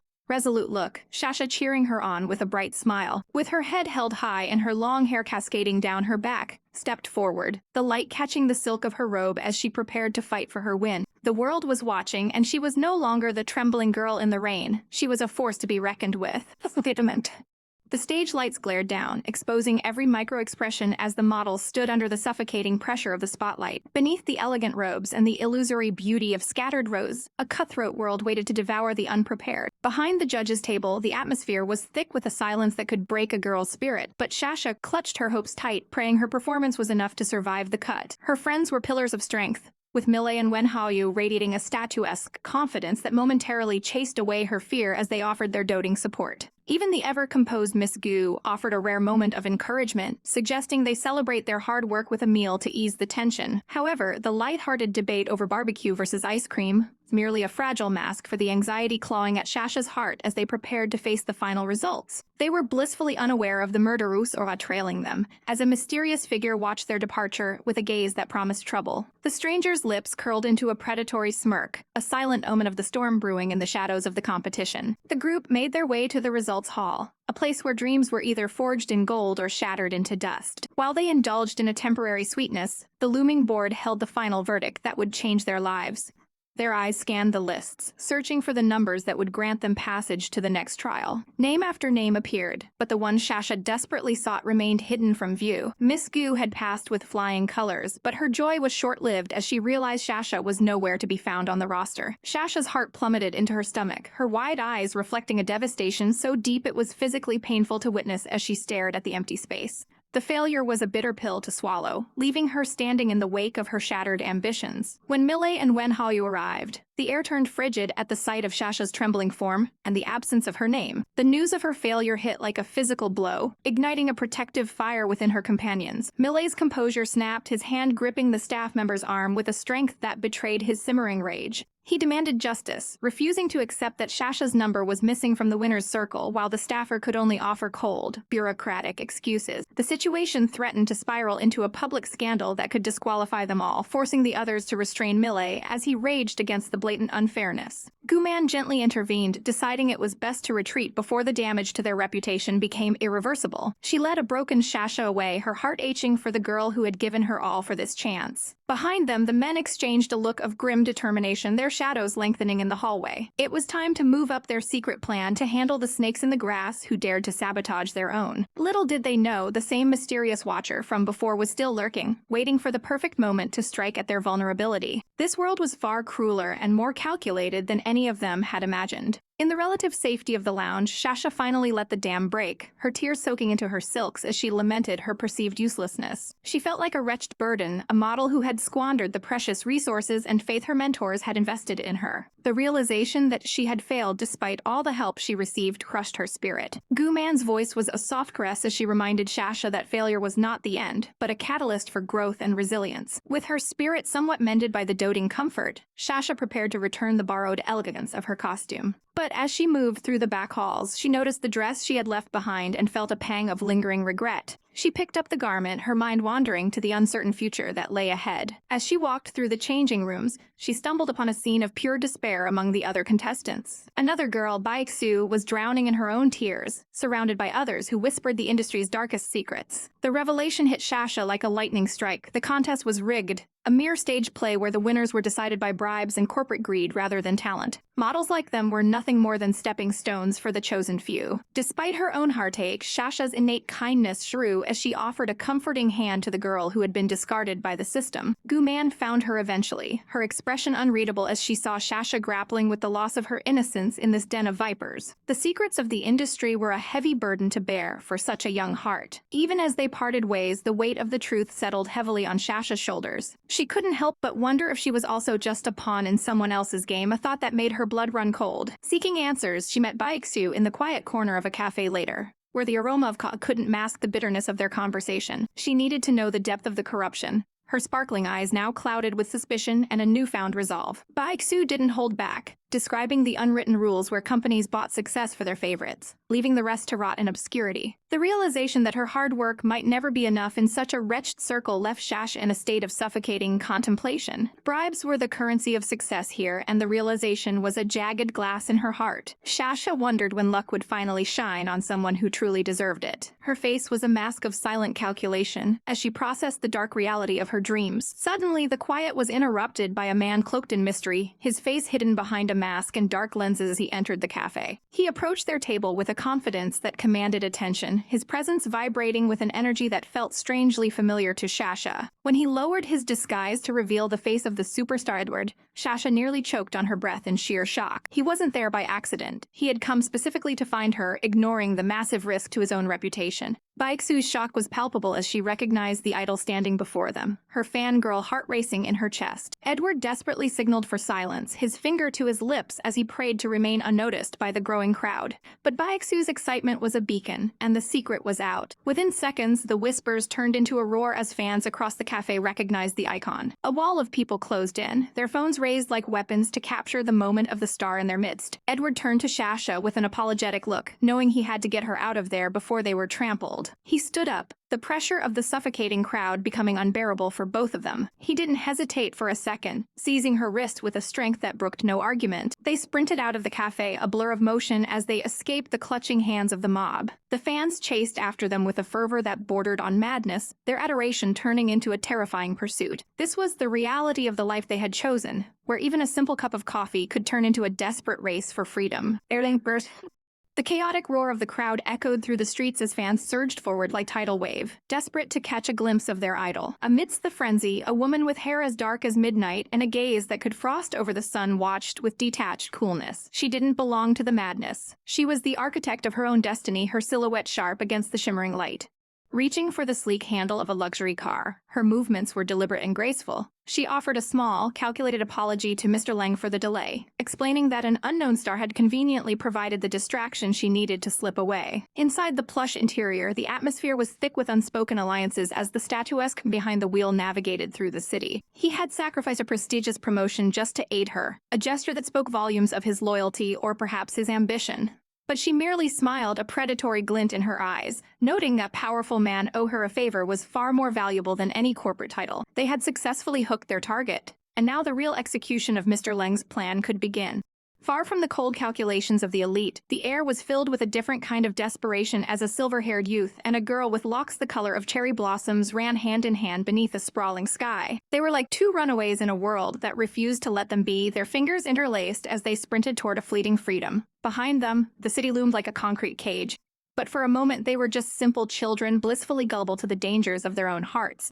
They ducked into the shadows of a grocery store, the shelves a colorful blur as they sought refuge from the prying eyes of the world. Outside, the frantic calls for Edward rang out, a chorus of obsession that made the girl's heart hammer against her ribs. Pressed together in the narrow, silent aisles, the proximity was suffocatingly intimate. The girl looked up, her cheeks flushing a deep, radiant pink as her breath out.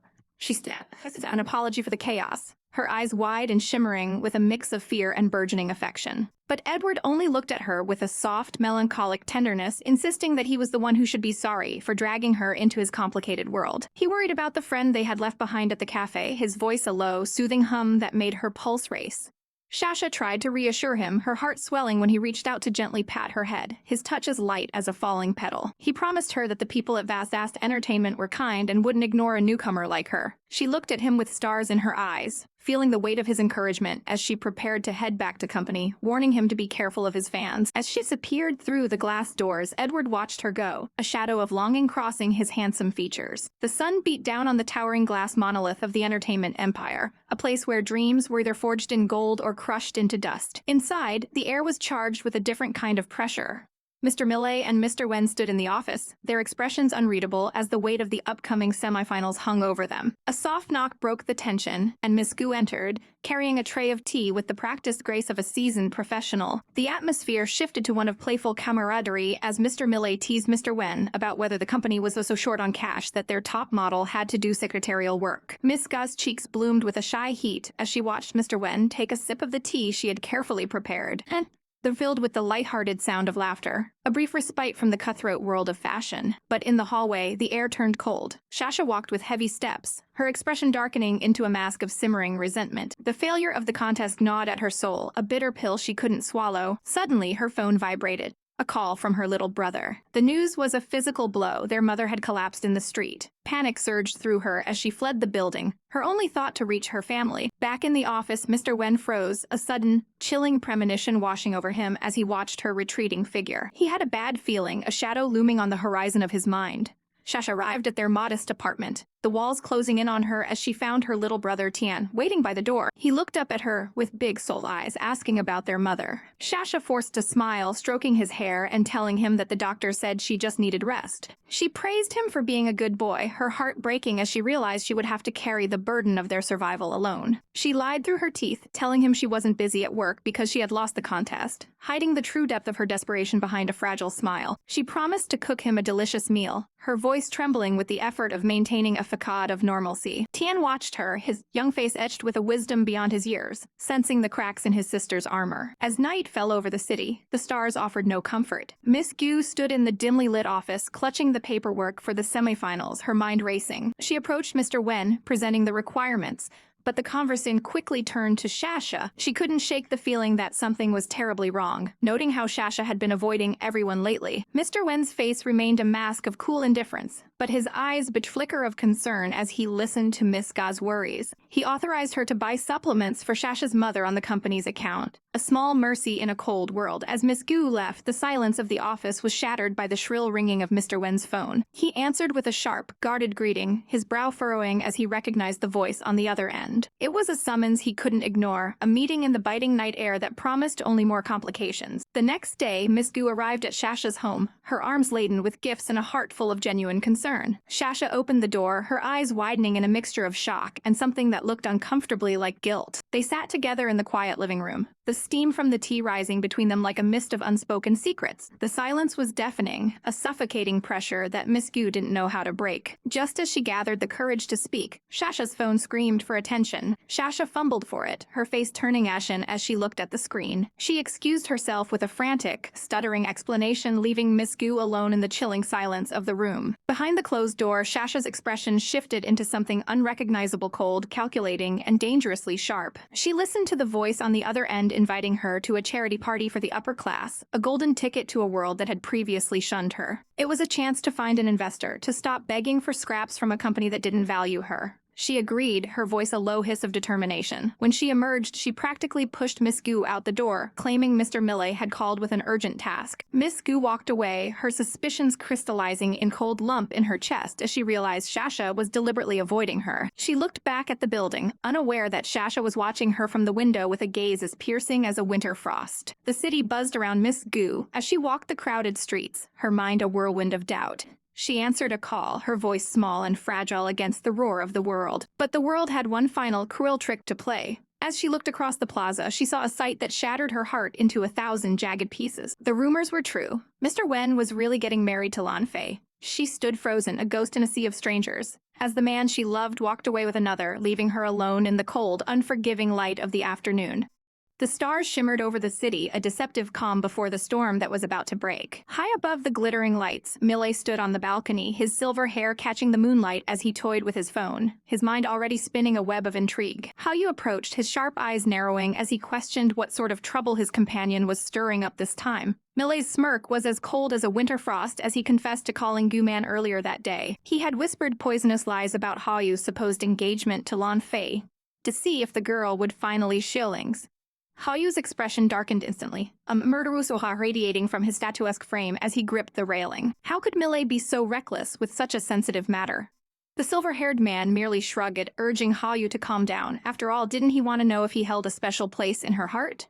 Haou's pride wouldn't let him admit the truth, his voice a low growl as he insisted he didn't care at all, though the tightness in his chest betrayed him. The charity party was beginning, and there was no more time for games. Millet adjusted his glasses, predatory glint in his eyes as he whispered that finally, the real show was about to start. The grand hall was a sea of sparkling chandeliers and suffocating high society pretension. Wealthy elites whispered behind crystal flutes, unaware of the drama simmering beneath the surface. Haou moved through the crowd like a king, his presence commanding the room as he was greeted by the powerful directors of the TM Group and Cosmic Investment. They spoke of business and alliances, but Haou's thoughts were elsewhere, his gaze scanning for his grandmother, who was unfortunately delayed by the city's chaotic traffic. Just as the tension seemed to peak, the enigmatic Kui arrived, his long blue hair flowing like a silken river, his expression unreadable and cold. Haou noted the proximity between Kui and the Lan family, his voice laced with a subtle challenge as he remarked how others might mistake Qi for the one getting engaged to Lan Fei. Qi's response was a mask of brotherly affection, claiming their families were simply close, but the air between them crackled with unspoken rivalry. Suddenly pulled Haou aside, his face pale with genuine concern. The Vultures had arrived and expected guests that spelled nothing but trouble. Guman's treacherous stepmother and stepsister sashayed into the room, their eyes gleaming with greed and malice. And behind them walked the man who should have been a protector, but was instead a nightmare.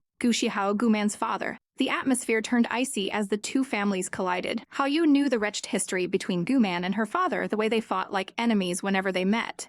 Yet Shihao approached with a sickeningly sweet smile, extending a hand to Haou as if they were the best of friends. Haou's skin crawled as he shook the man's hand, maintaining a facade indifference while his soul burned with disgust. The stepsister Ru couldn't help herself. chirping about the supposed engagement party and her desire for a celebratory drink. Haoyu's gaze turned razor-sharp as he corrected her. This was a charity event, not a betrothal, and he demanded to know exactly which friend had fed her such blatant lies. Huo stammered, her face flushing with embarrassment as Shihao quickly intervened, claiming it was all a simple misunderstanding to save their crumbling dignity. To smooth things over, a toast was proposed. Haoyu accepted the glass of red wine, his throat tight as he swallowed the liquid, unaware of the venom hidden within the vintage. From the shadows, Qi watched the exchange, his eyes narrowed in suspicion as if he could sense the trap closing in. Feeling a sudden wave of fatigue, Haoyu decided to retreat to the front hall for a moment of peace before the auction began. But the villains weren't finished. A clumsy waiter suddenly lunged forward, crashing into Millet and drenching his pristine suit in dark, staining wine. Millet's cry of shock echoed through the hall as he looked down at the ruined fabric he had spent days preparing. Though the waiter begged for forgiveness, Millet's patience was thin. Haoyu, ever the stoic lead, told his friend to go clean up in the bathroom while he waited in the guest room. As they walked away, Millet grumbled about the cost of the suit, his voice fading as they entered the quiet corridors. Qi watched them go, his hand raised as if to stop them, a look of deep conflict etching his handsome features. Haoyu stumbled down the hallway toward room 502, his head beginning to spin with a violent, unnatural intensity. His breath came in ragged gasps as he leaned against the wall, the realization hitting him like a physical blow the wine had been drugged. The ceiling lights swirled above him in a dizzying kaleidoscope as he fought to stay conscious. He reached for the door handle of the guest room, his hand trembling, his vision failing. With a final, desperate thought of the wine he had so foolishly trusted, his strength gave out. A dull bang echoed through the empty hall as he collapsed onto the carpet, completely at the mercy of whoever had orchestrated this descent into darkness. Meanwhile, in the bathroom, Millet scrubbed at the stubborn stain, his frustration mounting as the wine refused to wash away. He was so distracted that he didn't notice Qi entering until the blue-haired man spoke. The air between them was thick with the weight of a shared, painful past involving a stolen contract and broken trust. Millet's voice was a whip, lashing out at Qi for his perceived betrayals, refusing to hear any more excuses. Qi's expression was one of heartbreaking desperation as he begged Millet to trust him, claiming he only kept the truth hidden to keep Millet out of danger. He reached out, his hand clutching his chest as if his very heart was breaking.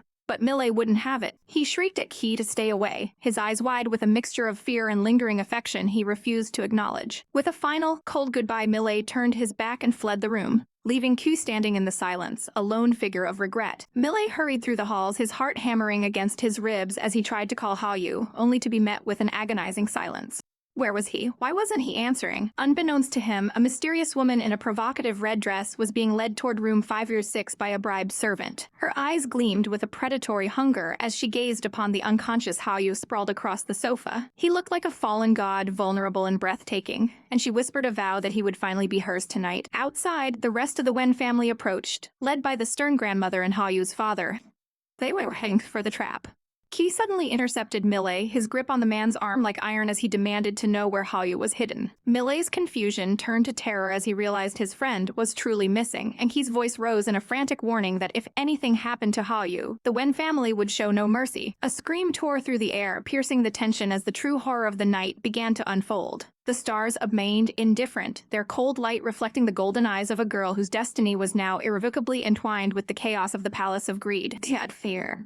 The air was thick with a suffocating pressure as Millet and the long-haired stranger exchanged looks of pure bewilderment. Just down the hall, Lan Jin's heart hammered against his ribs. That was undeniably his daughter's voice screaming in distress. Driven by a father's desperate instinct, he didn't hesitate to throw his weight against the heavy wood of room 6, the door flying open with a deafening bang. He burst inside, a small army of onlookers trailing in his wake, his breath hitching as he demanded to know what on earth was wrong. But the scene inside was a nightmare. There stood Lan Fei, trembling and exposed in a scandalously thin pink nightgown that left nothing to the imagination. Her eyes were wide with a frantic, guilty terror as she clutched her chest. Behind her, the source of the shame was laid bare. A man with messy purple hair sprawled across the cushions, his shirt unbuttoned to reveal his chest in a state of postcoital disarray. Millet's glasses nearly slid off his face in shock, his mind reeling as he tried to process the sight. He wondered if that was truly the young Master Yu. But a wave of relief washed over him as he ran on the sofa was a complete stranger. Even so, the damage to Lan Fei's reputation was already done.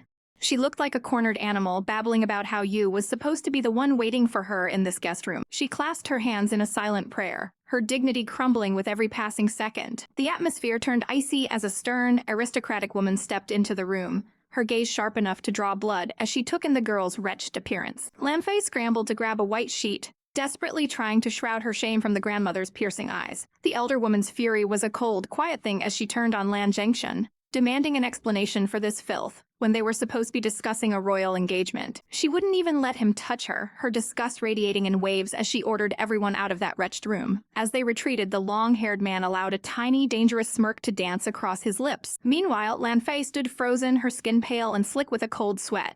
Her mind was a whirlwind of confusion, questioning why it wasn't Yu in that room. She had followed the instructions perfectly, dressing in the provocative silk Yu had requested, all to ensure their future together. But the grandmother was finished with her excuses. To dress like a common harlot before being engaged was an unforgivable sin, and she declared her utter disappointment in the girl she once thought was good. Lan Fei's world was collapsing, her eyes welling with tears as she realized the golden future she'd clawed for was slipping through her fingers. Her father tried to offer a comforting hand, but the grandmother's heart had turned to stone. She demanded answers from Lan Zhengxun, her aura burning with a blue flame of righteous indignation. He could only stammer out promises to fix the unfixable, his own face lined with exhaustion. Suddenly, a waiter burst into the hallway, panting as he delivered the news that Miss Lan was currently embroiled in a violent confrontation. The grandmother's lip curled in disdain. It seemed her supposedly good granddaughter was nothing more than a common troublemaker. They hurried toward the commotion, finding a crowd already gathered around a pitiful sight. Lan Fei was sprawled on the floor, her pride as bruised as her knees, but the woman standing over her was like a goddess descended from the heavens. With cascading brown hair and eyes that sparkled like polished gems, Gu Man stood tall, radiating an effortless elegance that made Lan Fei look like a gutter cat. Lan Zhengxun demanded to know who this intruder was, his voice shaking with a mix of anger and awe. Lan Fei pointed a trembling finger, shrieking that the woman had hit her and demanding she be thrown out. Gu Man didn't even flinch. With a voice as smooth as velvet, she pointed out the simple truth. Lan Fei had tried to push her and had simply tripped over her own malice. She reached in her clutch, presenting a pristine red invitation that silenced the room. Lan Fei screamed that it must be a fake, her face contorting into a mask of pure hatred as she called the stranger a cheap model. Gu Man's eyes narrowed, her gaze turning lethal as she reminded the girl that a proper lady doesn't make such a wretched scene in public. Lan Fei was beyond reason, sobbing that you didn't like her because of this woman's interference. Then, the killing blow was delivered. Gu Man crossed her arms, her voice ringing out with absolute authority as she introduced herself as the one and only fiancée of Wen Haou. The crowd gasped and Lan Fei's face went white before flushing a deep, ugly red. She lunged forward, a vulgar snarl on her lips, ready to strike the woman who had stolen her dream, but she was too slow. A sharp, stinging slap echoed through the hall, stopping Lan Fei in her tracks. Gu Man looked down at her with pure contempt, questioning if this was truly how the Lan family raised their daughters to behave. Lan Fei could only gasp in shock, clutching her burning cheek as her father rushed to her side. But then a new presence entered the fray, Wen Haou himself, his voice a commanding thunder that ordered them to stop this madness. He stood there, statuesque and intimidating, his eyes fixed on the chaos his arrival had only intensified. Millet, ever the opportunist, feigned a sudden bout of weakness, leaning on the young master to ensure he stayed close. Haou didn't pull away. Instead, he stepped forward and reached for Gu Man, introducing her to the stunned Lan family as his true fiancée. Lan Zhengxun's jaw dropped, for he had been led to believe the engagement was with his daughter. Haou's expression remained colder than a winter frost as he clarified that the arrangement had been made by meddling elders without his consent. In his heart, there was only room for one woman, and it was the one standing by his side. Lan Fei was a wreck, begging him not to be fooled by this bad woman. Just then, the grandmother reappeared, her presence demanding instant silence. Lan Fei ran to her like a kicked puppy, weaving a web of lies about how Gu Man was jealous and had set her up. She waited for the grandmother to strike down this interloper, her heart pounding with a twisted hope. But the blow didn't fall on Gu Man. Instead, the grandmother sighed exasperation. Betrayal so easily manipulated had no place in the prestigious Wen family. She looked at Lan Zhengxun, her disappointment sharp as a blade. His daughter lacked the wit and the grace to survive their world. Lan Zhengxun tried to defend her, claiming she was just too innocent. But Millet had heard enough of that fairy tale. He pulled out a small black recorder, a smirk playing on his lips as he prepared to reveal the truth. He pressed play, and the hallway was filled with Lan Fei's voice, shamelessly admitting that her memory loss was a complete lie used to garner sympathy. The silence that followed was deafening. Lan Zhengxun looked at his daughter as if seeing a monster for the first time, his heart breaking into 1,000 pieces. Lan Fei collapsed to her knees, her hands over her face as the weight of her own sins finally crushed her. The grandmother turned away, telling Lan Zhengxun that his spoiling had finally led his daughter to ruin. The engagement was dead, and the friendship between their houses was forever scarred. As the elders, in a cloud of shame, Haou stood triumphant. Lan Zhengxun could only offer a hollow apology before retreating into the shadows. With the enemies vanquished, Millet gave Haou a shove, pushing him straight into Gu Man's waiting arms. He vanished with a wink, leaving the two lovers alone in the spotlight. Haou caught her, his strong arms wrapping around her waist as they shared a moment of pure, unadulterated romance. Surrounded by the ethereal glow of 1,000 roses, Gu Man looked up at her handsome protector, her eyes shimmering with the promise of a love that finally found its home. Under the velvet canopy of a star-studded night, the air in the quiet garden felt heavy with an unspoken tension as the handsome Mr. Wen leaned back, his face pale and slick with a cold sweat. His breathing was shallow, and despite his companion's frantic suggestion to seek medical help, he stubbornly refused, claiming that the stimulant he had taken was already coursing his veins, demanding he finish his business before the night was through. His eyes were glazed with a dangerous, feverish heat, and as Gu Man reached out to steady him, he looked at her with a piercing gaze, questioning why she had even come to this charity party. She tried to play it off as a mere coincidence, claiming her family had received an invitation, but her blushing cheeks and the way her voice wavered betrayed her desperate concern for him. Suddenly, a violent cough racked his statuesque frame, and he doubled over, sending a jolt of panic through her heart as she rushed to his side. He confessed that the heat was becoming unbearable, his voice dropping to a low, gravelly whisper that made her pulse race. With trembling hands, she reached out to help him unbutton his shirt as he gasped for air, her own breath catching in her throat as she caught a glimpse of his collarbone.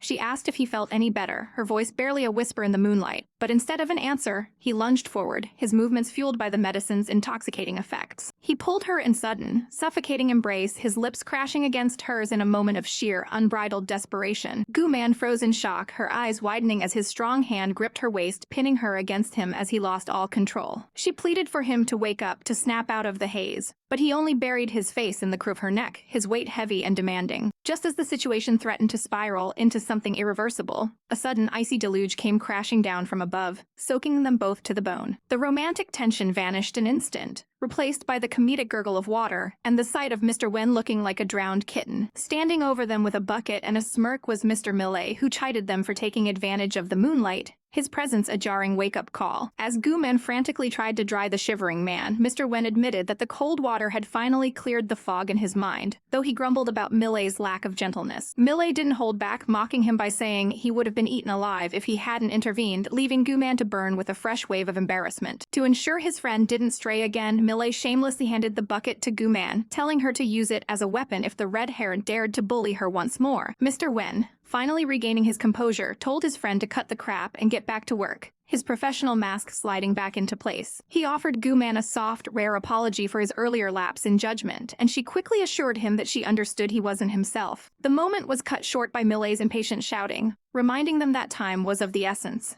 With a lingering gaze, Mr. Wen reached out and doted on Gu Man with a gentle pat on the head, telling her to go home and wait for him, his voice soft but possessive. As she watched the two men walk away, she couldn't help but marvel at the strange, deep bond they shared. But as she turned to leave, her sparkling eyes caught a glimpse of something suspicious in the shadows. Her heart sank as she recognized Shasha, her own model, speaking secretly with a one from the rival Crown Entertainment. Gu Man's protective instincts flared as she watched the scene unfold from behind a tree. The stranger, a model named Liu Beishu, was ruthlessly pressuring Shasha to betray Gu Man, using Shasha's family as a bargaining chip to force her into a new contract. Shasha looked like a cornered rabbit, trembling as Beishu promised her fame and fortune if only she would leave Vast Entertainment. Just as Beishu grabbed Shasha's hand to seal the deal, Gu Man stepped out from the shadows, her presence radiating a suffocating pressure. Shasha jumped back in terror, her face turning ashen as she stammered out Gu Man's name. Beishu didn't miss a beat, putting on a fake, sugary smile as she introduced herself, acting as if they were all just old friends. She shamelessly complimented Gu Man's beauty, but the coldness in Gu Man's gaze didn't waver. When their hands met in a tense greeting, the air between them crackled with hostility. Gu Man wondered exactly what kind of poison this woman was feeding her model. Shasha tried to explain herself, but Gu Man simply took her hand, announcing that it was late and they needed to leave immediately. She thanked Beishu for looking after Shasha with a sharp, pointed tone that made it clear she knew exactly what was happening. As they walked away, Beishu's parting words hung in the air like a curse, reminding Shasha not to forget their secret agreement. Shasha's eyes were filled with guilt, her head bowed as she followed Gu Man through the dark park. Behind them, Beishu pulled out her phone and reported to the mysterious Mr. Leng that they had successfully hooked their prey. Once they were alone, Gu Man turned on Shasha, her voice trembling with a mix of anger and betrayal as she asked if she was hiding something. Shasha finally snapped, declaring with tearful eyes that she wanted to leave the agency because she could no longer stand living in Gu Man's shadow. The words hit Gu Man like a physical blow, the realization that her kindness had been perceived as a cage, leaving her momentarily breathless. She looked at the girl she had nurtured and realized she completely misjudged her character. Shasha, now fully committed to her betrayal, met with Beishu again, handing over a thumb drive filled with vast entertainment's trade secrets. Beishu led her to a private office where the long-haired, intimidating Mr. Leng was waiting. As the drive was handed over, Shasha realized too late that she had been played. Beishu had no intention of helping her, only using her to destroy Gu-man. When Shasha threatened to confess everything, Beishu's expression turned demonic, giving her a wretched choice: become a famous star under their thumb, or go to jail for the theft she had just committed. Shasha stood paralyzed with fear as the weight of her sins crushed her. Mr. Leng plugged the drive into his laptop, his lips curling into a triumphant sneer, as he prepared to view the stolen data. But as the screen flickered to life, his expression shifted from triumph to sheer horror. Instead of business partnerships, a mocking image of a chibi Mr. Wen and Millet appeared, with a bold message calling him a total fool. A self-destruct sequence began to flash on the screen, signaling that the data was a trap all along. In that moment, Shasha pulled out her phone, her face devoid of its earlier fear, and calmly informed Mr. Wen and Mr. Millet that they could come over now to collect their prize. The trap had been sprung, and the hunters had officially become the hunted. The tension in the room was suffocating as Millet's face contorted with rage, pointing a trembling finger while accusing the girl of blatant lies. But the atmosphere shifted instantly when Mr. Wen and Millet strode into the room with the grace of predators, casually mentioning that while Millet's employees were good at acting, their own team was far superior. Shasha looked on with an innocent, almost smug expression, while the mention of their secret guide, the star actor Edward, left the opposition reeling in confusion. Wen didn't stop there. He pulled out his phone and played a recording that sent chills down Millet's spine, proving they had every word of the wretched conspiracy on tape. The threat was clear. If this recording public, Crown Entertainment's reputation would be dragged through the mud, a fate far worse than any jail sentence. Wen's gaze was cold-piercing, his statuesque form radiating a murderous aura that demanded an honorable surrender. Just then, the door swung open and Gu-man appeared, her eyes wide with shock as Shasha suddenly lunged forward, nearly knocking her over with a desperate embrace. Gu-man's heart softened as she realized the girl had only followed her out of genuine, frantic worry. Tears began to stream down Shasha's face as she clung to Gu-man, sobbing that she never meant for things to go this far, while Wen and Millet watched the emotional display with calculated calm. As Gu-man demanded to know when this elaborate plan had actually begun, Wen's mind drifted back to a secret meeting with young Tian, a clever boy who had sensed his sister was in grave danger and reached out for help. It turned out Shasha had been terrified of dragging everyone into her mess, but Wen convinced her to weaponize her own vulnerability to trap their enemies. Now, Shasha begged for forgiveness, her large, Jin-like eyes shimmering with the fear that Gu-man might actually hate her for the deception. Gu-man looked down at the girl, wondering if Shasha truly meant it when she said she didn't want to live in anyone's shadow. Shasha's response was a fierce declaration of loyalty. She wasn't a shadow, but a flower meant to bloom by Gu-man's side. The warmth returned to Gu-man's expression as she tenderly patted Shasha's head, acknowledging that this headstrong girl was indeed her precious Shasha. Wen and Millet shared a triumphant look, satisfied that the internal storm had passed. However, Gu-man's sharp intuition wasn't entirely satisfied. She turned her burning gaze toward the men, sensing they were still hiding a final, darker secret. Beads of sweat formed on Millet's brow as he realized they were caught, and he quickly grabbed Shasha's hand, dragging her away under the pretense of finding to escape the suffocating pressure. Wen was left alone to face the music, watching them flee as a literal wall of fire seemed to erupt behind a furious Gu-man. Her eyes blazed with a terrifying intensity as she demanded an immediate explanation for the rest of their schemes. Later that night, under the silver glow of a full moon, Wen finally began to unravel the truth behind the Lan family's wretched games. He explained how Leng Qi's failed plans had led to a desperate attempt to steal secrets by exploiting the most gullible person they could find, Shasha. But they had underestimated the girl's kind heart and her unwavering loyalty. As the night wind rustled through the trees, Wen reached out and captured Gu-man's hand in his touch sending a jolt of electricity through her. He confessed with a soft, dangerous smile that the entire evening had been a little trick, just to see if she would actually come for him. Gu-man's cheeks flushed a deep crimson, her heart pounding against her ribs as she realized she had fallen right into his trap. She tried to push him away, stammering about their contract being null and void if he went through with his engagement to another woman. But Wen wouldn't let her escape. He stepped behind her and pulled her into a firm back hug, burying his face in the crook of her neck. He whispered that he was just a little tired, his voice low and vulnerable, causing Gu-man's resolve to crumble instantly. The silence of the night was broken only by the sound of their breathing until Wen leaned in, his glazing her skin in a ghost of a kiss that made her gasp in surprise. He teased her, asking if the shock had worn off yet, while Gu-man could only blush and wonder if she should just throw a bucket of water on him to snap them both out of this intoxicating moment. He tilted her chin up, his eyes dark with a doting possessiveness, and for a second it seemed as though the world had stopped spinning. But the romance spell was shattered by the shrill ringing of a phone, leaving them both startled and frustrated. Wen answered the call, his expression shift back to that of a cold businessman as he learned that the final piece of their plan involving Edward was ready. Gu-man watched him, a sense of foreboding settling in her chest as they prepared for the final confrontation. They arrived at a heavy wooden door where Edward was waiting, signaling that the target was just inside. Without a moment's hesitation, Wen delivered a powerful kick, splintering the wood and revealing a sight that made Gu-man's blood run cold. In the corner of a damp, filthy room sat a young woman, her clothes tattered and her ankles bound by heavy iron chains.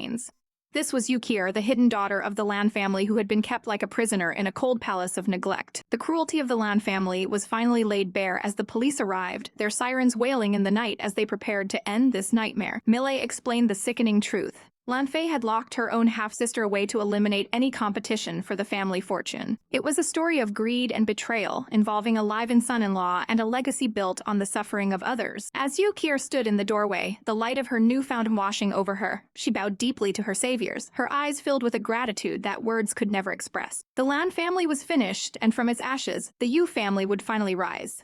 The next morning, the exhaustion of the ordeal finally hit them, with Millet crabbing about needing 100 years of sleep, while Shasha wondered their mysterious actor friend had vanished too. Edward had slipped away into the shadows to avoid the prying eyes of the paparazzi, leaving the group to process the dramatic events in peace. Gu-man looked back at them one last time, seeing Yukir standing tall, no longer a victim but a survivor. Back at the apartment, the morning sun streamed in as Wen sat calmly reading the paper, looking as godlike and composed as ever. Gu-man rushed through the room in a whirlwind of energy, realizing she had overslept and was desperately late for her makeup appointment. She scrambled to grab a glass of water, her mind already racing toward the next challenge in her career. But as her phone rang and she prepared to dive back into the chaos of her world, she caught Wen's gaze. He looked at her with an unreadable expression, a mix of lingering affection and something more profound, as if he was already counting the minutes until she returned to his side. The drama was far from over, but for now they had survived the storm together. The sun shone brilliantly over the towering skyscraper, a beacon of ambition piercing the azure sky as the day of the great competition finally arrived. Inside, Gu-man rushed through the halls, her breath coming in short gasps as she offered a frantic apology for her tardiness. Among the waiting group was Sun Yi, a woman whose sharp gaze held a flicker of recognition that sent a shiver down Gu-man's spine. Sun Yi remembered their meeting from months ago, noting that the young girl had managed to leave a lasting impression even then. Gu-man offered a humble word of thanks, her heart pounding as she realized this woman was one of the judges who held her future in her hands. Mr. Millet, an eccentric designer known for his volatile temperament, explained that Sun Yi was looking for fresh inspiration for her upcoming clothing brand. Despite the risk of a scandal if the press caught a judge with a contestant, Millet was determined to show off his latest muse. He practically shoved a startled Gu-man toward the dressing room, ignoring Sun Yi's professional concerns about seeing the models fitting so early. Sun Yi watched the girl disappear behind the curtain, her mind a whirlwind of professional distance and a strange, nagging curiosity. Millet waved off any worries, insisting that a single fitting wouldn't compromise the integrity of the semifinals and might even provide the spark Sun Yi needed. Gu-man felt a wave of suffocating pressure as Millet ushered her behind the heavy drapes, commanding her to prepare herself for the reveal. There was no room for hesitation. He demanded perfection and nothing less. While they waited, Sun Yi remarked on the rumors of Millet's cruelty, how he had a reputation for making models flee in tears, yet today he seemed almost doting. Millet merely laughed, dismissing the gossip as he kept his eyes fixed on the curtain. Then, with a flourish, the fabric parted. Gu-man stepped out, and the room fell into a stunned silence. She was a vision of ethereal grace, her hair adorned with delicate white lilies that seemed to glow against her dark tresses. The gown was a masterpiece of purity, the white fabric flowing around her like a dream, making her look like a goddess who had descended from the heavens. But for Sun Yi, the sight was a physical blow to the heart. She stood up so abruptly her chair nearly toppled, her eyes wide with a sudden, painful realization. She was utterly distracted, her composure crumbling as she looked at Gu-man and saw a ghost from her past. Overwhelmed by a rush of memories, Sun Yi claimed she felt unwell and beat a hasty retreat, leaving Millet and Gu-man in a state of utter confusion. Gu-man's heart sank, fearing her performance had somehow offended the prestigious judge. Outside, Sun Yi leaned against the cold wall, her mind racing back to a wedding invitation and a face she could never forget. She whispered a silent, desperate question to the empty hallway. wondering where that person could possibly be after all these years. The mystery of the past loomed large, casting a shadow over the sparkling lights of the fashion world. Soon, the day of the semifinals arrived in a blur of motion, the stadium glowing under the midday sun. Models and staff flooded the corridors, the air thick with the scent of hairspray and the electric hum of nervous energy. A director barked through a megaphone, demanding that everyone hurry as the start of the contest drew near. Backstage, Mr. Wen worked tirelessly on Guman's styling, urging her to keep her cool even as the minutes ticked away. Their calm was shattered when an assistant burst in, her face pale and eyes wide with terror. The designer was gone, her phone was dead, and most importantly, the clothes for the show had never arrived. It was a disaster of epic proportions, leaving them with only 30 minutes to find a miracle. Mr. Wen tried to scramble for a backup plan, but his assistant was trapped in a gridlock of traffic, miles away from the venue. Every second felt like a heartbeat skipped as the clock moved closer to their downfall. They searched frantically through the backstage chaos, but hope was fading fast. Mr. Wen returned with a grim expression, the weight of their impending failure etched into his features. They were out of options and out of time. Guman clutched the assistant's hands, a silent plea for strassing between them as they realized the magnitude of the crisis. They had to do something, even if it meant scouring the other dressing rooms for scraps. They moved with the desperation of the damned, knowing their entire careers were on the line. But the true blow came when they saw the model from Crown Entertainment. She walked past them with a smug, cat-like grin, wearing the exact same white angel gown that had been stolen from them. The betrayal was total, a calculated strike intended to bury Guman before she even stepped onto the stage. The rival manager's eyes sparkled with a murderous, triumphant light as he claimed the design was theirs alone. Guman felt a cold fury rising in her chest, the injustice of it all threatening to boil over. Mr. Wen grabbed her arm, his voice a low, dangerous growl as he told her to get back into the dressing room. He slammed the door with a resounding bang, his fist hitting the wood in a fit of helpless rage. He cursed the designer who had sold his soul for a rival's gold, realizing the clothes weren't missing, they had been handed over to the enemy. But in the silence of the room, Guman didn't break. She looked the plain black dress she was wearing and told Mr. Wen that she had a solution. Her eyes like flint, sparking with a dangerous resolve. She wouldn't let them win by playing their game. She would change the rules entirely. The contest began under the dazzling glow of the chandeliers. The judges took their places, the atmosphere thick with anticipation as the announcer called for the first model. Lucy, the rival model, stepped onto the runway, flaunting the stolen white gown with an arrogance that set Mr. Wen's teeth on edge. The judges were visibly taken aback, Millie standing up in sheer disbelief at the sight of his lost masterpiece. Lucy basked in the attention, a wretched smile playing on her lips as she believed her victory was assured. The judges sat back down, their whispers filled with suspicion and surprise.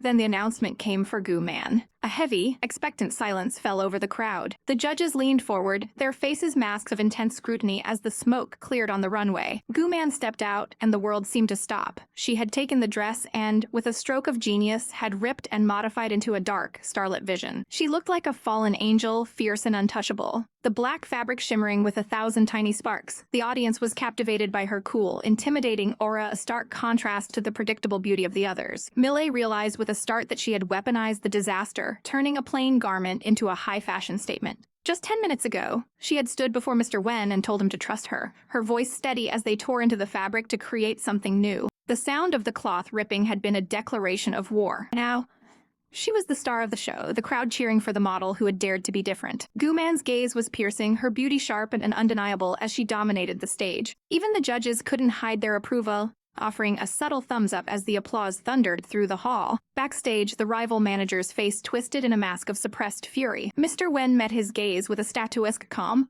thanking him for the opportunity to prove that a true model shines no matter what she wears. He sneered at the idea of stealing designs, noting that a person wearing someone else's identity is ultimately nothing. Guman walked past her rivals with the grace of a queen, leaving them in the dust of her triumph. As the judges huddled to finalize the scores, the tension reached a breaking point. Sun Yi looked down at the papers, her expression unreadable as the fate of the contestants hung in the balance. The world watched, breathless, to see who would emerge from the fire as the true victor. The sparkling chandeliers of the grand hall cast a brilliant, almost suffocating light over the gathered crowd as the final results of the fashion contest were about to be unveiled. The air was thick with tension, and every breath felt like lead as the announcer called out the names of those who had secured their place in the finals, leaving Crown Entertainment in the dust of 4th and 5th place.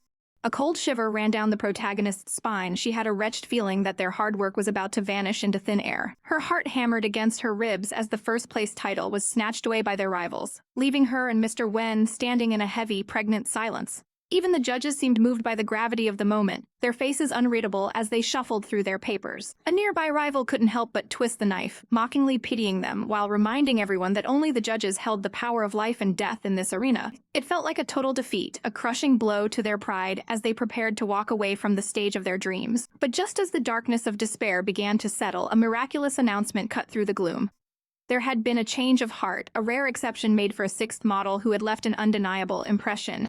The name Vast Entertainment echoed through the hall, and for a moment, the world simply stopped spinning. The protagonist's eyes widened in sheer disbelief, her breath hitching as the reality of their survival began to sink in while their rivals looked on, speechless fury. Tears of pure relief welling in her eyes, she looked up at the statuesque man beside her, her heart swelling with a gratitude she couldn't put into words. They had really made it, defying the odds and proving their worth against all those who wished to see them fall. In the heat of the moment, all decorum was forgotten as she sought comfort in a brief, grounding embrace, feeling the steady beat of Wen's heart against her own. The bitter taste of their rivals' jealousy was like a sweet perfume in the air as the judge admitted he had simply been playing with their emotions, a mischievous glint in his eyes. Wen's expression remained calm and collected, his handsome features softened by a rare, genuine smile as he looked down at the girl who had fought so hard. The ordeal was finally over, and a sense of playful normalcy returned as they joked about celebrating their hard-won victory with a fancy dinner.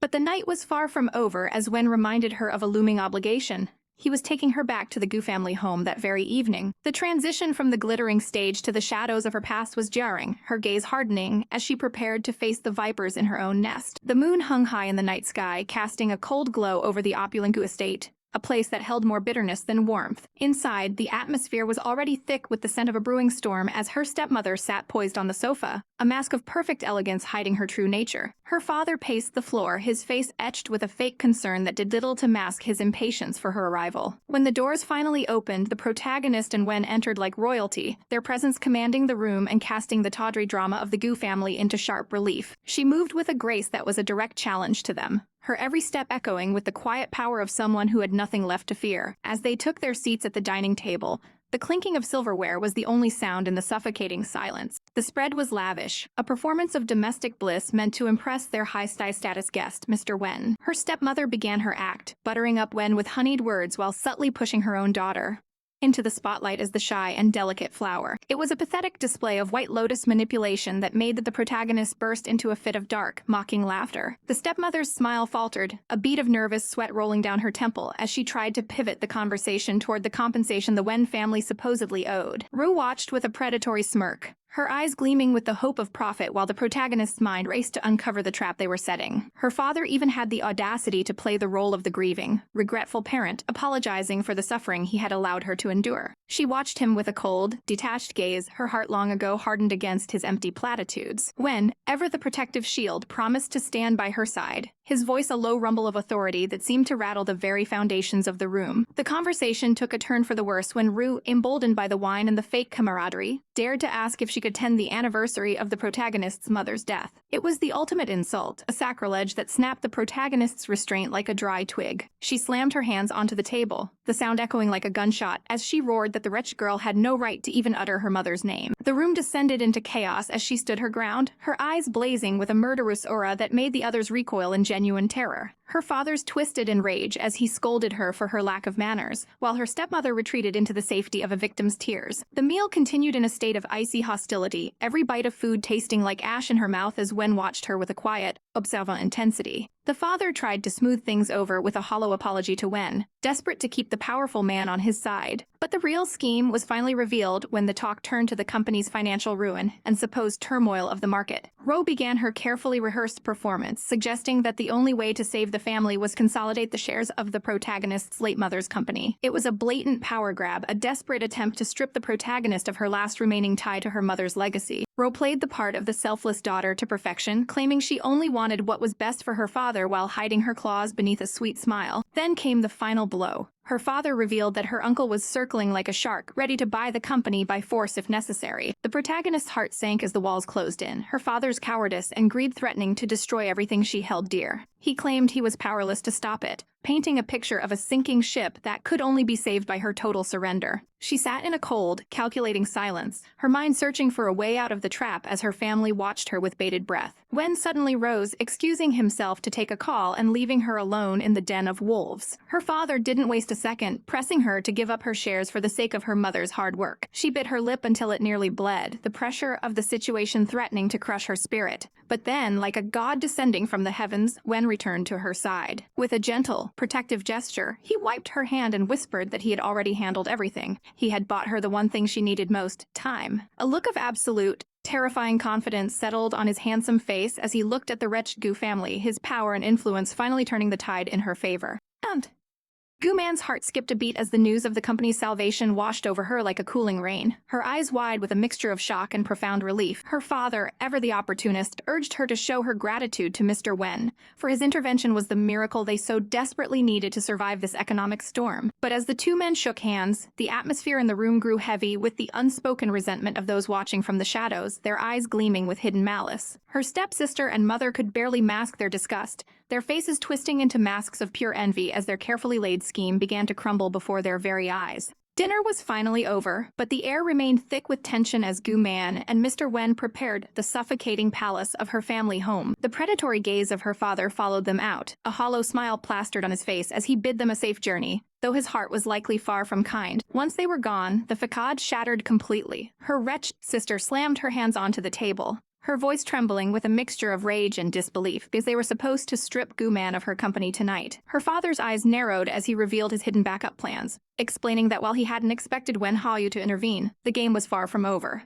The sister felt a suffocating pressure in her chest, complaining bitterly that she was the only one who had lost anything in this failed gambit. Her mother, ever the manipulator, promised that her father wouldn't let her suffer, but the words felt hollow as the man simply retreated to wash away the day's failures in a hot bath. Left alone in the quiet dining room, the sister's phone began to ring, its shrill tone cutting through her dark thoughts like a knife. On the other end was the shadow behind the curtain, the mysterious and handsome Mr. Yi, who was waiting for an update on their little war. He sat in his statuesque throne, looking out over the city with a cold, murderous aura as he demanded to know if she had anything useful for him. When she confessed their failure, his patience snapped. He was tired of her and Leng Kui ruining everything with their incompetence. Yet, even in his fury, a chilling, godlike smile touched his lips as he looked at a photo of his so-called family, musing that it had been far too long since he'd seen his dear sister and it was time for a reunion. Beneath a sky turning a bruised, ominous blue, Gu Man walked beside her protector through the darkening streets. A sudden chill took hold, and she couldn't help but let out a small, delicate sneeze that made her look even more fragile. It wasn't just the cold. She felt a prickling on her skin, a strange intuition that someone somewhere was whispering curses into the wind. Wen Haou looked at her with concern, his sharp eyes scanning the horizon, where the first crack of lightning split the heavens in a display of raw power. A storm was indeed coming, and as the rain began to lash down, Gu Man poured the safety of home, her heart racing as fast as the thunder shaking the buildings. But the clouds eventually parted for a night of triumph at a grand international hotel. Surrounded by friends and the warmth of victory, Gu Man sat at the center of a lavish feast, a radiant smile finally gracing her lips. The air was filled with the rhythmic sound of clapping and the joyful cheers of those who had supported her journey to the final stage of the competition. Even the little ones joined in, their adorable antics and bickering providing a moment of pure, lighthearted bliss amidst the high-stakes drama of the business world. Wen Haou stood, his presence commanding yet gentle, as he announced that their company was finally gaining the recognition it deserved from the public. With a clink of glasses and a collective cry of cheers, they toasted to a future of vast entertainment that finally seemed bright under the sparkling chandeliers. Yet, while they celebrated, the darkness was busy spinning a new web of deceit.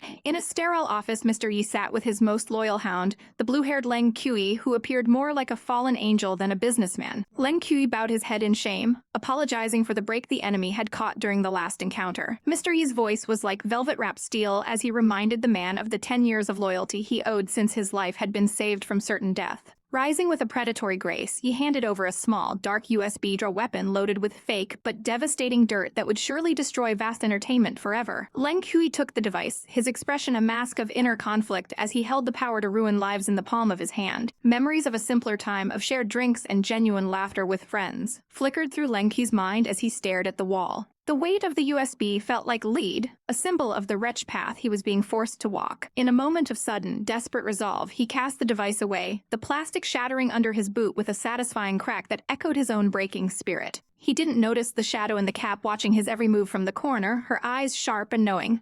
The next morning, the grand facade of Crown Entertainment was besieged by a different kind of storm. Lang Qi walked into a wall of flashing lights and aggressive shouts from the waiting press. Reporters swarmed him, their voices a cacophony of accusations. Was it true he had tried to steal confidential documents from his rivals? He tried to maintain his cool, godlike composure, denying the rumors with a practiced, icy smile, but the trap had already sprung. A video had leaked, showing him discussing the theft in his own voice, and as the cameras clicked relentlessly, the world he had built began to crumble around him. Watching from the periphery, the mysterious girl in the cap finally turned away, her mission of silent revenge accomplished for now. At the headquarters of Vast Entertainment, a different kind of tension filled the air. Aspiring stars gathered for the interview of a lifetime, their hands trembling and their eyes wide with nerves as they waited for their chance to shine. They huddled together, seeking comfort in their shared fear, until the doors finally opened to reveal their fate. A woman stepped out, her presence so commanding and cool that it felt as if the very air had shifted to accommodate her. It was Gu Man, looking every bit the powerful CEO in her sharp pinstripe suit,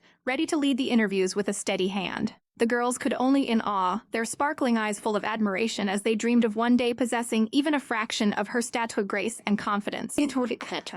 The atmosphere in the sterile hallway was thick with the suffocating pressure of competition as Miss Gu stood with her clipboard, her icy gaze sweeping over the nervous hopefuls. She commanded them to treat this interview like a battlefield, for in the modeling world, only those who gave their absolute best would survive the cut. When Li Mei stepped forward, she carried the grace of a former runner-up, but Miss Gu's eyes remained sharp, warning the girl not to let her down after all the effort invested in her. Then came the rookie, Cheng Yao, a girl with no experience and a heart that seemed ready to burst from her chest as she stammered her presence. Sensing the girl's paralyzing fear, Miss Gu softened her murderous aura just a fraction, teasing that she wasn't some monster who would eat her alive and urging her to simply do her best on stage. To the wide-eyed rookie, Miss Gu looked like a literal fairy descending from the heavens to save her. The other girls in the back hissed with envy, accusing Cheng Yao of shamelessly weaponizing her tears to flatter the interviewer. The air turned cold as the jealous whispers of Tan Yu and her cohort filled the room, their eyes flashing with a wretched malice that boded ill for the upcoming walk. Miss Gu, ever the professional, ignored the petty drama and signaled for the models to begin their walk one by one, emphasizing that a single mistake would be their downfall. As Li Mei took the stage, her movements were fluid and practiced, catching the light perfectly under Miss Gu's watchful, analytical eyes. Miss Gu's lips curved into a tiny,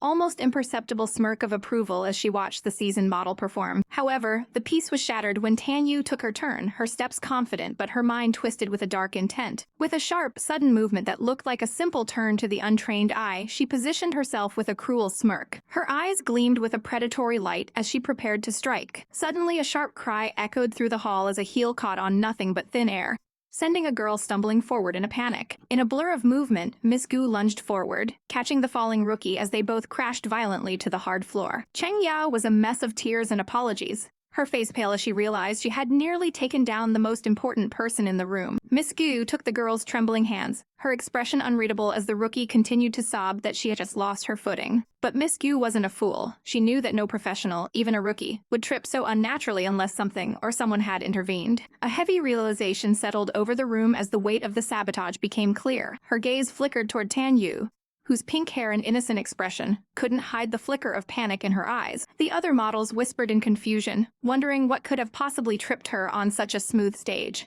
Miss turned her piercing stare directly onto Tan Yu, noting with a chilling calm that the girl had been the only one close enough to cause such a disaster. Tan Yu feigned total innocence, her voice trembling as she claimed that if she had tripped the girl, she surely would have felt it herself. The girl's face was a mask of sweat and false sincerity, wondering if the sharp-eyed Miss Gu had actually seen through a wretched performance. Not wanting to delay the entire production for a single snake, Miss Gu let the matter drop for the moment, dismissing the girls so they could continue the interview with the higher-ups. She watched them leave, her mind already calculating the move she would make against the one who'd cause chaos on her stage. As she stood alone, the weight of the day began to press down on her, the final interview with Mr. Millet still looming on the horizon. Cheng Yao approached her one last time, her eyes sparkling with genuine gratitude as she thanked Miss Gu for saving her from a career-ending disaster. Miss Gu gave her a rare, encouraging nod, telling the rookie she had raw talent that just needed the right polish before sending her off to meet her next interviewer. As the hallway cleared, Tan Yu's true colors emerged as she hissed into her phone, reporting that she had successfully blended in despite the small accident. She was so caught up in her dark victory that she didn't. Miss Gu's, watching from the shadows, her eyes narrowing as she confirmed her suspicions. Suddenly, a firm hand landed on Miss Gu's shoulder. making her heart skip a beat. She turned to find the statuesque and intimidating Mr. Wen looking down at her with a gaze that was far too intense. Before she could protest, he pulled her close, his eyes dropping to her waist where the impact of the fall was already starting to bloom into a painful bruise. He scolded her softly, his voice a low rumble as he asked why she was always so reckless with her own body. He didn't give her a choice, grabbing her hand and leading her toward the green room to treat the injury. Despite her protests that she could handle it herself, his presence was overwhelming, a suffocating pressure of concern that she couldn't escape. The gravity of their shared history seemed to pull at them in the silence. Inside the private room, the soft glow of the lights felt far too intimate as she tried once more to take the ointment from him. But Mr. Wen, her boss and perhaps something more, simply told to be quiet and lie down, asserting his dominance with a gaze that left her breathless. He stood over her, a godlike figure of authority, as he prepared to tend to the wound she had suffered for the sake of a mere rookie. As she lay on the sofa, exposing the angry red mark on her pale skin, he sighed, reminding her that she was a model, not an athlete, and she had no business throwing herself onto the floor. He reached into the medical kit with practiced ease, his fingers surprisingly gentle despite his cold exterior. Miss Gu bit her lip, her internal monologue racing as she explained that the rookie Tan Yu was clearly a suspicious pawn sent by someone else. She wanted to use the girl as bait to catch the big fish behind the scenes, a plan she had been forming since the moment they hit the floor. Mr. Wen let out a soft, knowing chuckle,